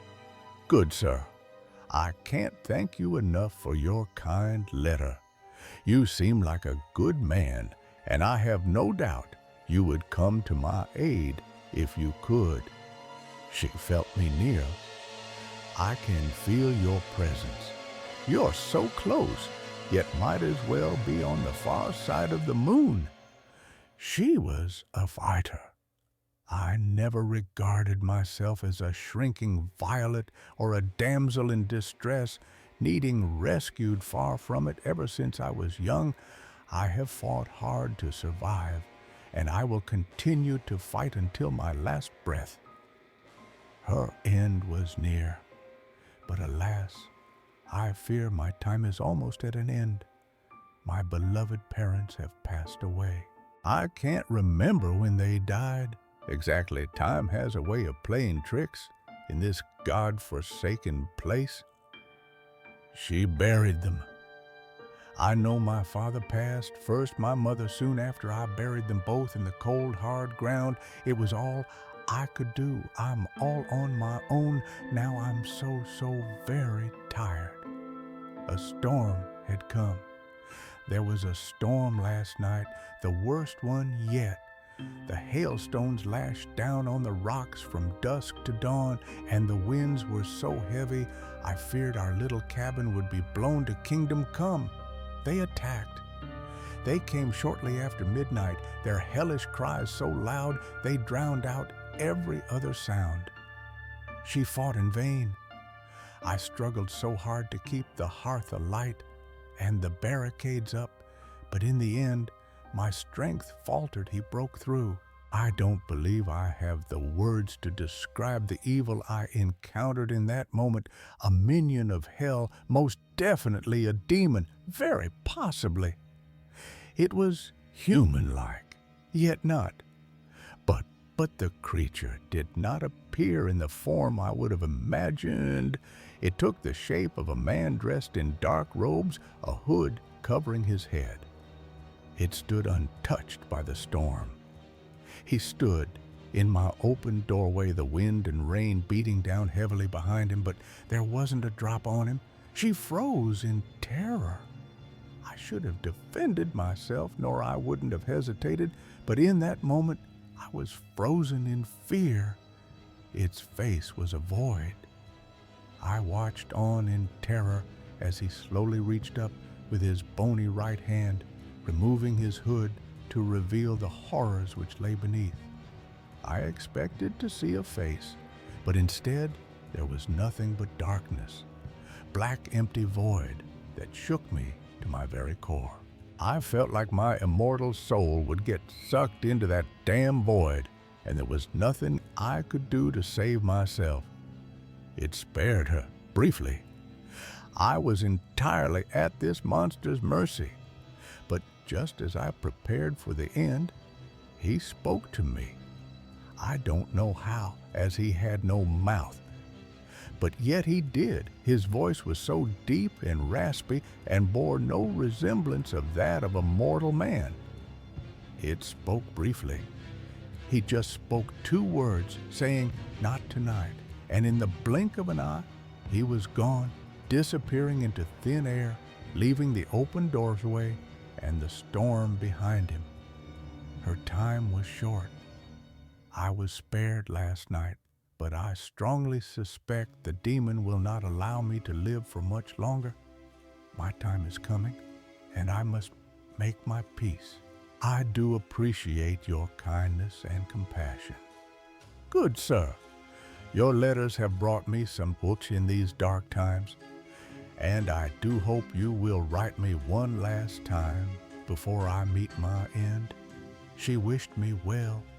Take care, good sir, yours, faithfully and forever, Emily. I wept for her. There were tears in my eyes when I read her words. I couldn't bear it to know Emily was going through hell, and there was nothing I could do to help her.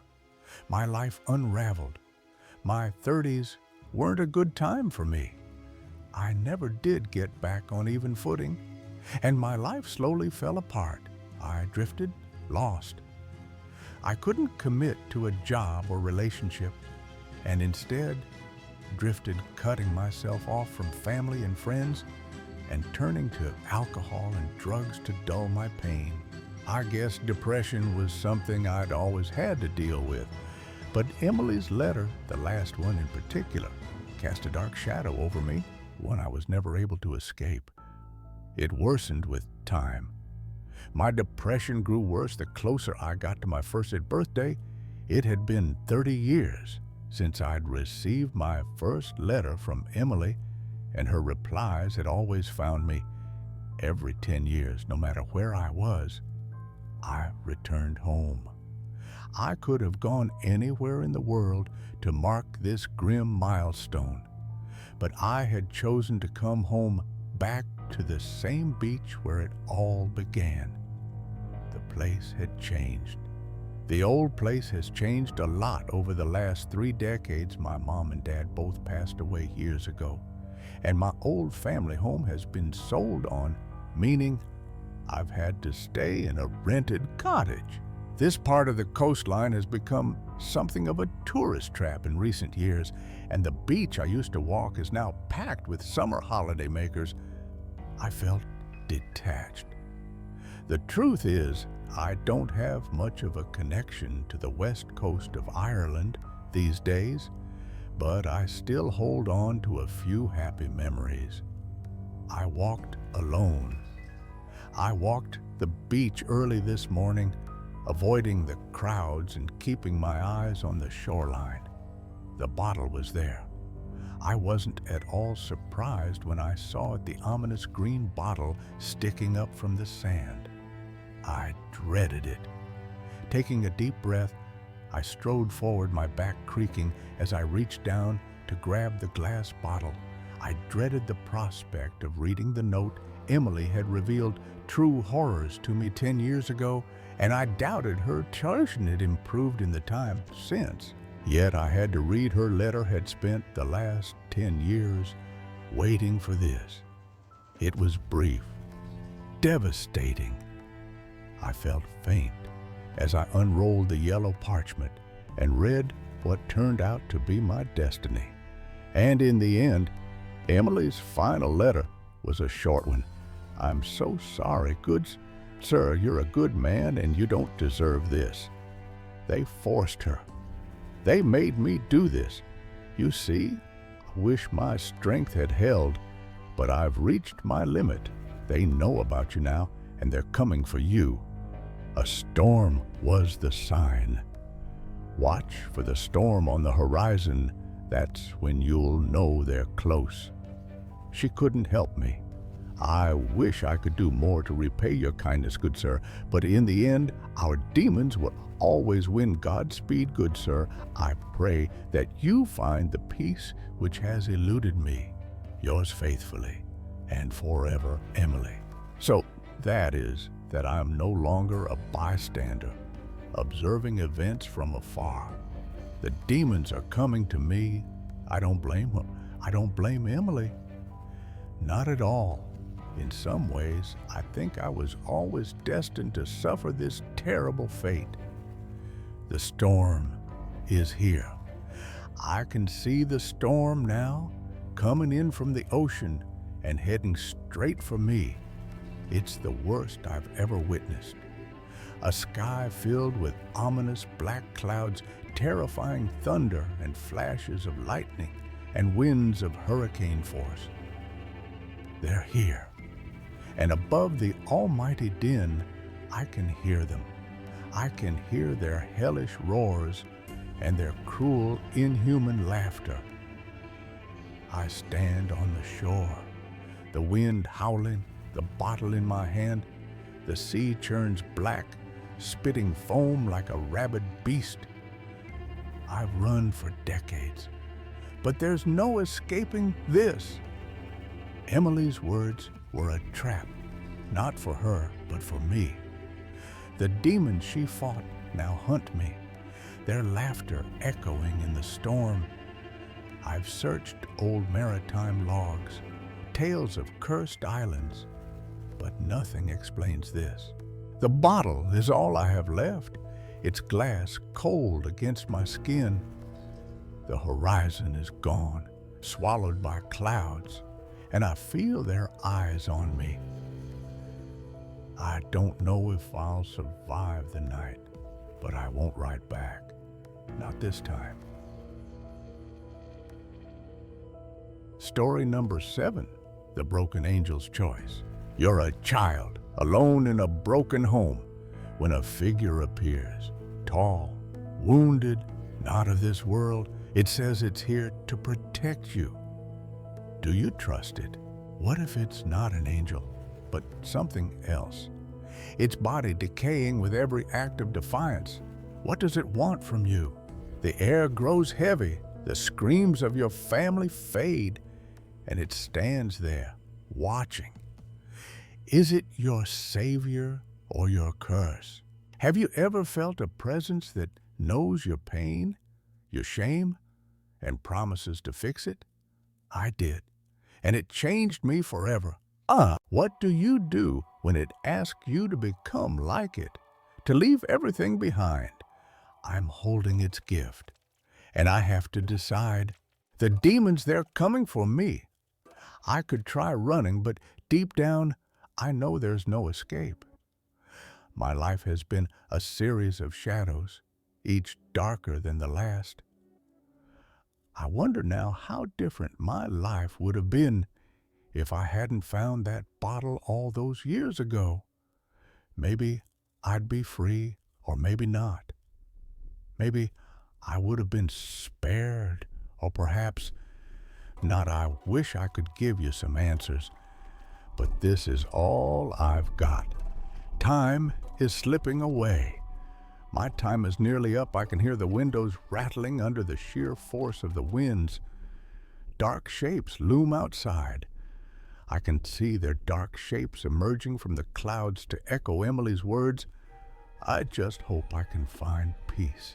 My father was a broken man, nothing more than an empty shell of his former self. War had hollowed him out. After serving one too many tours in a war, no one ever understood why we fought. My mother was gone, mentally, before I was born. It didn't help that my mother, who already checked out mentally, fell pregnant with an unwanted child. I was a mistake. Rather than reveling in the joy of creating life, my father dug himself deeper into the bitter hole of hatred he had spent so many years digging. My face, malformed from birth, was his excuse. Not only had I unwillingly intruded his existence, but I was born with a pretty obvious birth defect. One eye, half a face paralyzed. My face never fully developed in the womb, presumably due to the drugs my mother consumed to cope with the stress of abuse. Whatever the case, it left me with only one functioning eye and a half-paralyzed face. He hated me for it. He used to tell me that the day I was born was the worst day of his life, that I was nothing more than a burden, an accident not meant for this world. I believed him. Needless to say, I hated myself. I felt ugly, and my father did everything in his power to make sure I understood just how much of a freak I was. He never hit us, but words cut deeper. He never put a hand on me, nor my mother. I'll give him that, I suppose, but abuse comes in many forms. He wanted me gone. And despite not having the guts to kill me himself, I knew he wanted nothing more for me to just disappear. I wished it too. And even as a young child, I wish I had never been brought into this world. That would all change the night I met my very own angel. It was a night of chaos. On one particularly long night, I was kept awake by another shouting match between my drunken father and my drugged-out mother. Debt crushed us. We'd fallen into extraordinary debt with both my dysfunctional parents, unable to hold down a job. I hid, clutching my only friend. I lay hidden beneath my blanket and clutching my one and only friend, my stuffed animal, a swan that had suffered one too many tears, broken and ugly just like myself. It was my mirror. But that's just what made me love it so deeply. Then the air changed.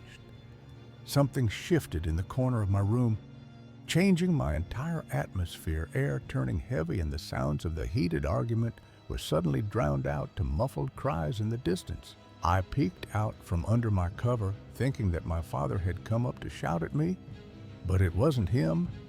But the legs that greeted me did not belong to anyone or anything that I had ever seen before. They were cracked, oozing. They were beaten and cracked, dark liquid seeping from the tears in them. The figure was tall, broken. As I moved my eyes up to see the rest of its naked body, it became apparent that this creature was severely wounded. Its skin was charred, wings tattered, charred skin covering the entirety of its being. It appeared to be a man, at least shaped like one 10 foot tall, with dark wings extending from its back, half stripped of their feathers alongside the flesh, leaving nothing but exposed bone and tendons. If monsters could ever be described by their appearance, this thing would perfectly fit. I should have run. I should have screamed, run for the door, jumped out of the window, anything to escape that horrid sight. But I wasn't afraid. But something about the broken creature calmed my young self, soothed the fear that built up in my body. I spoke, small and curious. "Who are you?" I asked, my voice sounding tinier than it ever had. It was surprised. The creature looked at me in confusion. "You do not fear me?" he asked. I shook my head. "No. Why are you bad?" It denied evil. "No, but my form typically evokes a sense of fear in your kind." I saw myself in it. "Is it because you're ugly like me?" For a moment, he just looked at me, inspecting my malformed eye and paralyzed face. Then he laughed. He saw beyond my face.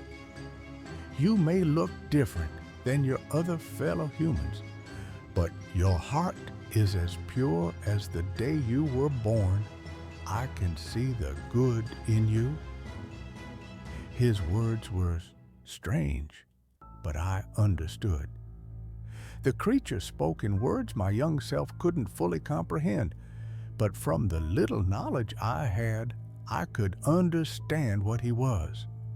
My grandfather's stories came back. I never really knew my grandparents. In fact, my grandpa was the only one still alive by the time I came into this world, and I only met him one time sick and riddled with tumors. He spoke of guardians. He told me a story about the purest creatures in existence, the ones that would look after lost souls such as himself during their final moments in life. And for a reason I cannot fathom, I connected his comforting words with the thing that was standing before me in my room. I asked, hopeful, "Are you an angel?" I asked. It considered the term. He thought for a moment before responding, "I am a type of angel." I wanted to know him. "Then what's your name?" "My name, our kind, has no use for names." I insisted. "Everyone has a name, but if you don't, I'll choose one for you." I named him. I thought long and hard before finally settling on the most suitable name I could come up for the angel. "I'll call you Gary," I said excitedly. He accepted it. "Then that will be my earthly name." I studied his wounds. I glanced over his broken body once more, wondering if he had been born damaged, like myself, or if someone had hurt him. "How come you look like that?" He explained his toll. "Putting myself in a physical form comes at a cost, and it takes a toll on my existence. You see, I was not granted permission to come here." Footsteps approached. By then, my parents had stopped arguing. I must have been louder than I thought, because shortly after I heard someone pacing through the hallway towards my room. I was in trouble. Being loud after bedtime was a strict no-no, a rule that only applied to myself. My father burst in, drunk, angry. My father slammed the door open and barged into my room, holding on to the neck of a half-empty bottle, slurring his words. "I've had it with this shit." He froze, choking. He stopped dead in his tracks, gasping briefly before suddenly choking. Something invisible stopped him from moving an inch, and I saw the angel staring intently at my father with a gleaming smile across his face. Gary spoke, cold. "What the fuck are you?" my father managed to push out between gasps of air. "I am here to protect this child.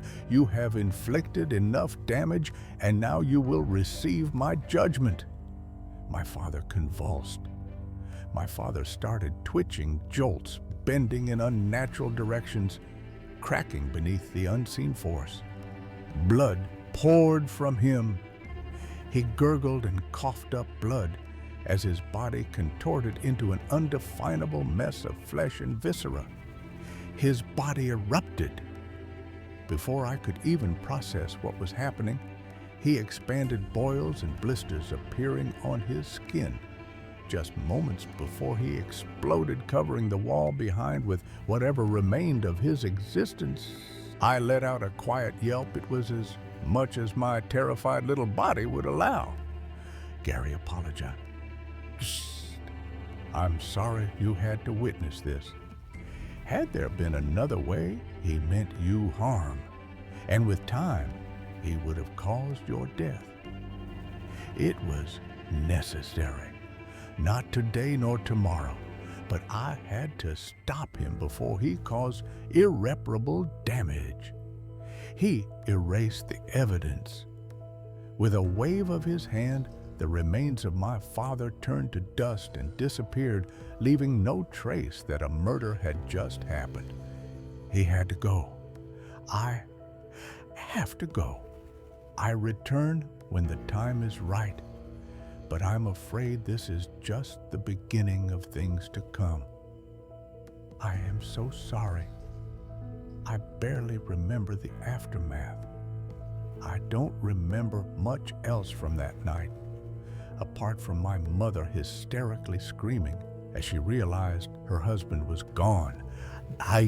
The police asking questions as he was reported missing. Of course, they never found him, and with the assumptions that he had simply taken off, the investigation quickly turned cold.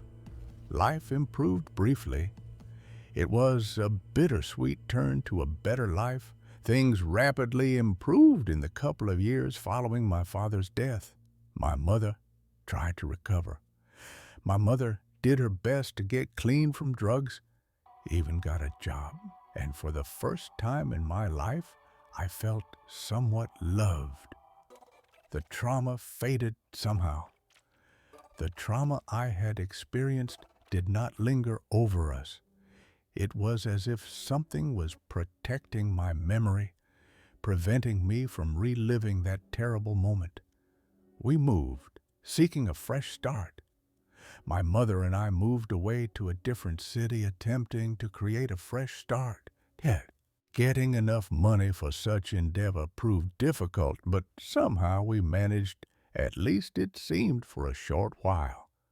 It didn't last. Unfortunately, it wasn't meant to last, despite her best efforts.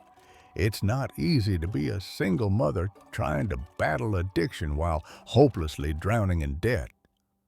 One mistake ended it. One slip-up was all it took, which just happened to occur during my first day at a new school. I saw her unraveling. I could already tell something was wrong when she picked me up from school, and in hindsight, I should have understood enough to alert a teacher. I didn't act, but suffering from trust issues and being incapable of thinking even moments ahead, I let her get behind the wheel of a car. Now, after we started driving, she ran a stop sign and we were hitting the side by a bus. Time slowed, glass shattered. It's true what they say, time really slows down as adrenaline surges through your body. The sight of glass shattering through the car and metal bending inwards is something that has stuck in my mind for many years. I blacked out. No matter how hard I try, a moment of pure terror is all I remember before blacking out. I woke, unharmed, on the road. When I came back to, I found myself lying on the sill of the road, somehow unscathed from the ordeal. Our car was wrecked. I could see our car smashed to pieces further down the road, but something had taken me out before it had even hit the ground. "I'm sorry," a familiar voice said. I turned around to see my angel standing above me. Gary was worse, decayed, even more decayed than the first time we'd met. His flesh had fallen from his chest, revealing ribs and organs still pulsating heavily with each breath. I asked for my mother. "Where's my mommy?" I asked. He couldn't save her. I could only save one of you, his words, carrying the burden of guilt and sadness. He handed me my swan. He bent down to my level, reaching out his rotten hand. "I believe this belongs to you." It was a swan, plushy. He brushed off some pieces of glass and gave it to me. I knew the truth. "She's dead, isn't she?" I asked. He nodded. "Why couldn't you save her? I was not supposed to." I begged for answers. "Why not one day you will have all the answers. But until then you will have to be patient. It's not time for you yet. I don't understand." He vanished. Before I could ask more questions, the angel had disappeared, leaving me alone with no one but the mangled corpse of my mother still stuck inside the car. Foster homes followed, each one cold. Years passed, and I spent most of my childhood moving from one foster home to another. Trauma marked me. Trauma and abuse takes its toll on a young child, and as it was, I simply couldn't fit in with a new family, and I found none willing to take care of someone so broken. Every now and then I would remember the angel's words from our first meeting that the bad things were just beginning. But I was safe, somehow. But though my childhood was lonely, it was relatively safe. High school brought new pain. I wouldn't see my angel again until I started high school. If you've ever thought bullying stops at a certain point during education, that people somehow mature as they get older, you'd be sorely mistaken. My face drew cruelty. Due to my deformed appearance, I couldn't seem to escape the nasty looks nor gangs of bullies. Jennifer led the worst. A particularly bad crew of people were led by a girl named Jennifer, putting chairs in front of bathroom doors as I entered to spare others the sight of my disgusting face. One day, just following physical education, I wasn't fast enough to shower and exit the locker room, and as a result, I found myself trapped by Jennifer's vicious gang of misfits. They humiliated me. They'd stolen my clothes, pointing out that if I just spent the rest of the day naked, maybe it would distract people from my disfigured head. They laughed, shoving me. They laughed together as they shoved me around cold, wet, and naked. I could do nothing but hold back my tears. Gary appeared. Out of nowhere, the angel appeared. He placed himself directly behind the squad of girls and looked at me. He was falling apart. His wings had most definitely fallen off by that point, leaving only a few bone fragments protruding from his back, and his face had become an unrecognizable mess of torn flesh. He simply nodded before vanishing into thin air, as he always did. Jennifer screamed, horrified. No sooner had the angel left before Jennifer started screaming her lungs out. She saw something in the mirror. She had glanced in the mirror and seen the angel, but that wasn't what caused her to get so upset. She turned on me. "What have you done to me, you cunt?" she yelled at me. I didn't understand. I didn't understand what she was so freaked out about. If not the sight of the angel, then what could be so bothersome? I fled. But I didn't dare to stick around, and after getting dressed in record time, I spurted out of the room. The bullying stopped. No one bullied me after that day. However, the rumors had reached every corner of the school, and people genuinely thought that I was a witch. Jennifer never returned, and no one would tell me what happened to her. I felt guilty. Whatever it was, she didn't deserve it, despite the things she did to me. No one deserves the wrath of an angel. I called for Gary, desperate. I spent the next few weeks searching out the angel, waking up at night, yelling for his attention, but he never responded. Loneliness consumed me. In a bizarre and cruel turn of fate, the bullying had become the only attention anyone ever gave me, and without even that, I felt more isolated than ever. I neared the edge. Sleep eluded me, and for each night I spent crying, I came closer and closer to finally taking the step and ending my miserable existence. I guess the angel didn't see that coming, because for some reason he appeared to me once again, only this time I was my own danger. I was angry. You finally come to see me again. Why do you even bother? Aren't there more important people? You can protect someone that actually matters. He was calm. You have a good heart. That is why I chose you, he said calmly. I demanded answers. Chose me? For what? I responded, more annoyed than sad. He revealed his past. He didn't respond to my question. I was once a human too, a long time ago, and I was chosen to protect people. And even now, I do not know why they chose me. His duty was different. So you were picked to protect people like me. No, my job was to protect important people, those who would have an impact on history. And I followed those orders for millennia without questioning my orders, fully believing that I would shape history, lead it in the right direction. He saw the truth. But the people who impact the world aren't always good at the core, a fact that took me far too long to realize. I was confused. I was confused at that point in time. It didn't feel like I would have any important impact on history.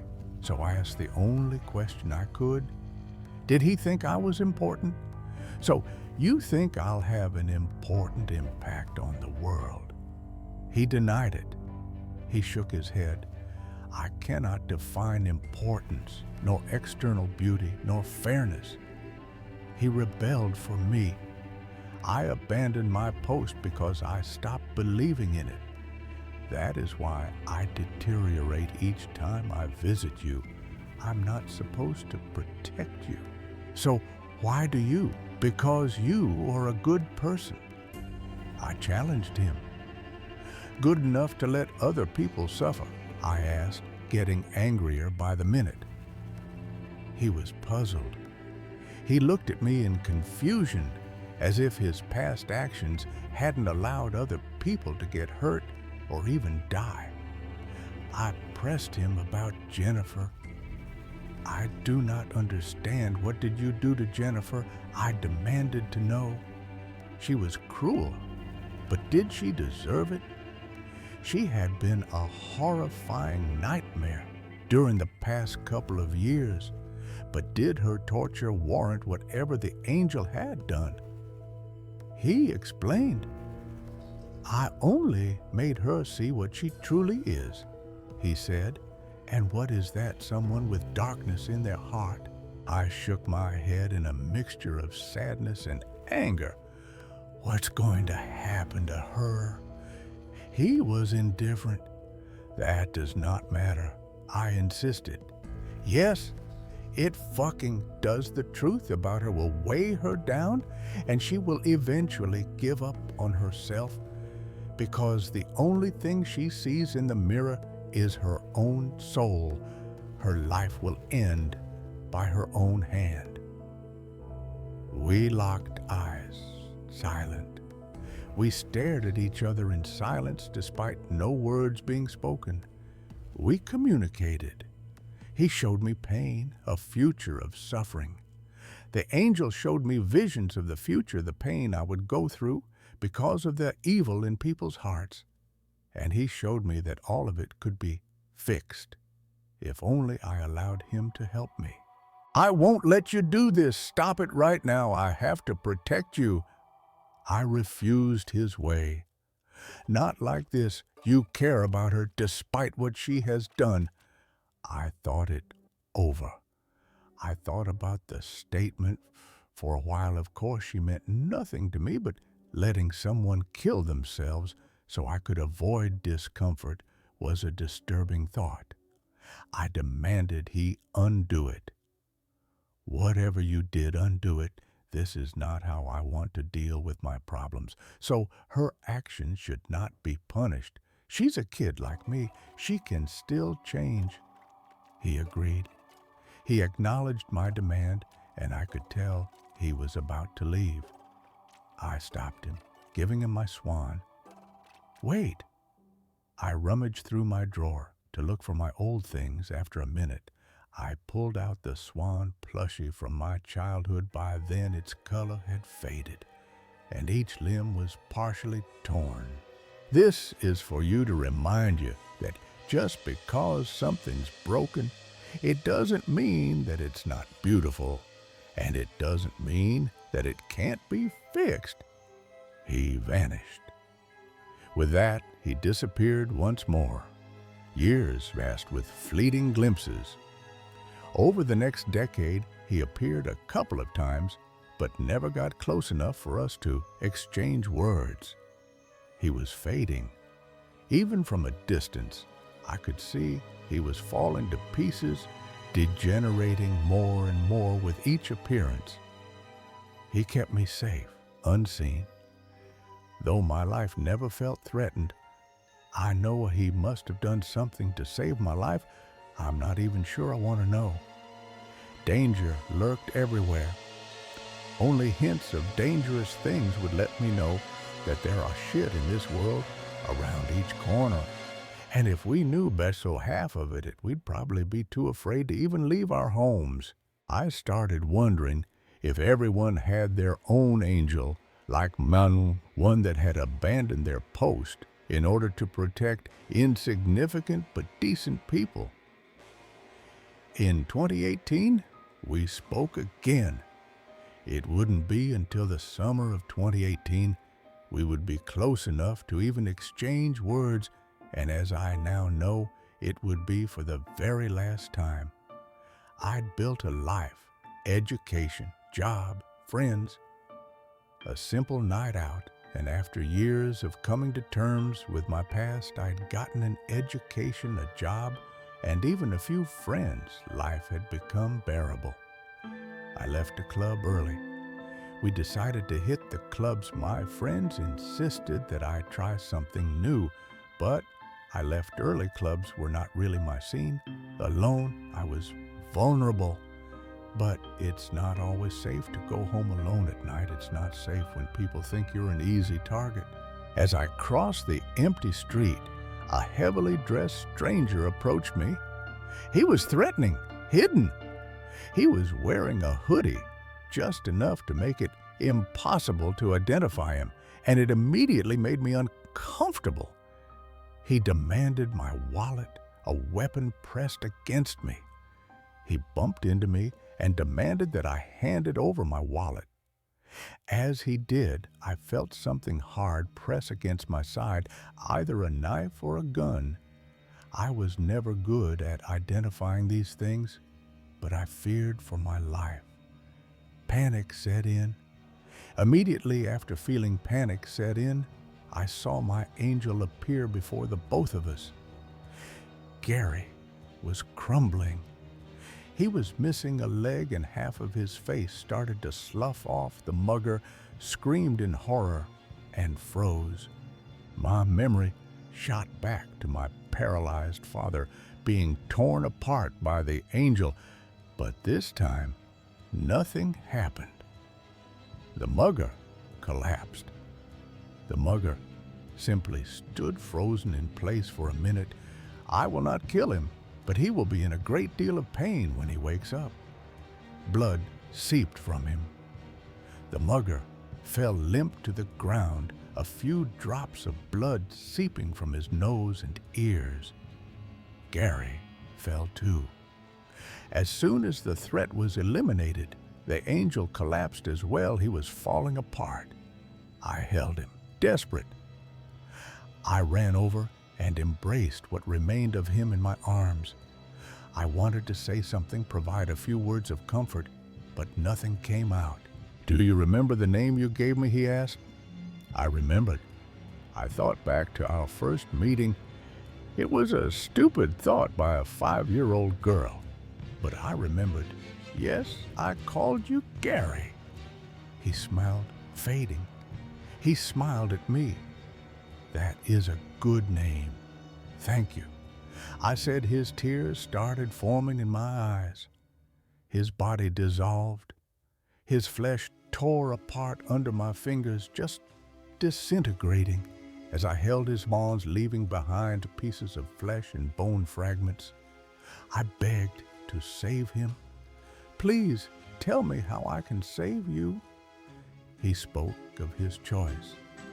"I have lived for thousands of years, and only by helping you was it worth anything.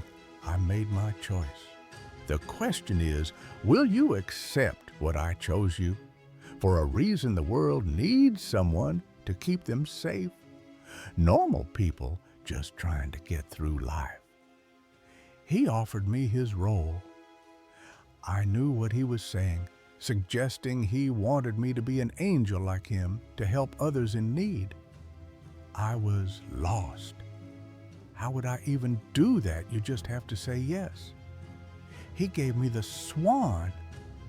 His face started to fall apart, jaw falling off, leaving him unable to speak. All he did was reach out his hand. In it, he held the swan that I had given him years earlier. Then he was gone. That would be his final act before he passed. I cried, holding the angel's dead body. I was alone. He had kept me safe my entire life, and for the first time ever, I was truly alone, wondering what even happens to angels as they die. It has been a month since I last saw Gary, and since then, I've tried to make a choice. I hold the swan, weighing his offer. If I decide to leave my life behind, I figure I won't disintegrate like him, seeing as I haven't betrayed any higher power. Life is hard, unfulfilling. Life has been hard and it is left much to be desired, and if I leave now, I'll never live a happy life. But I could protect others. But I could spend the rest of eternity protecting the less fortunate people of this world.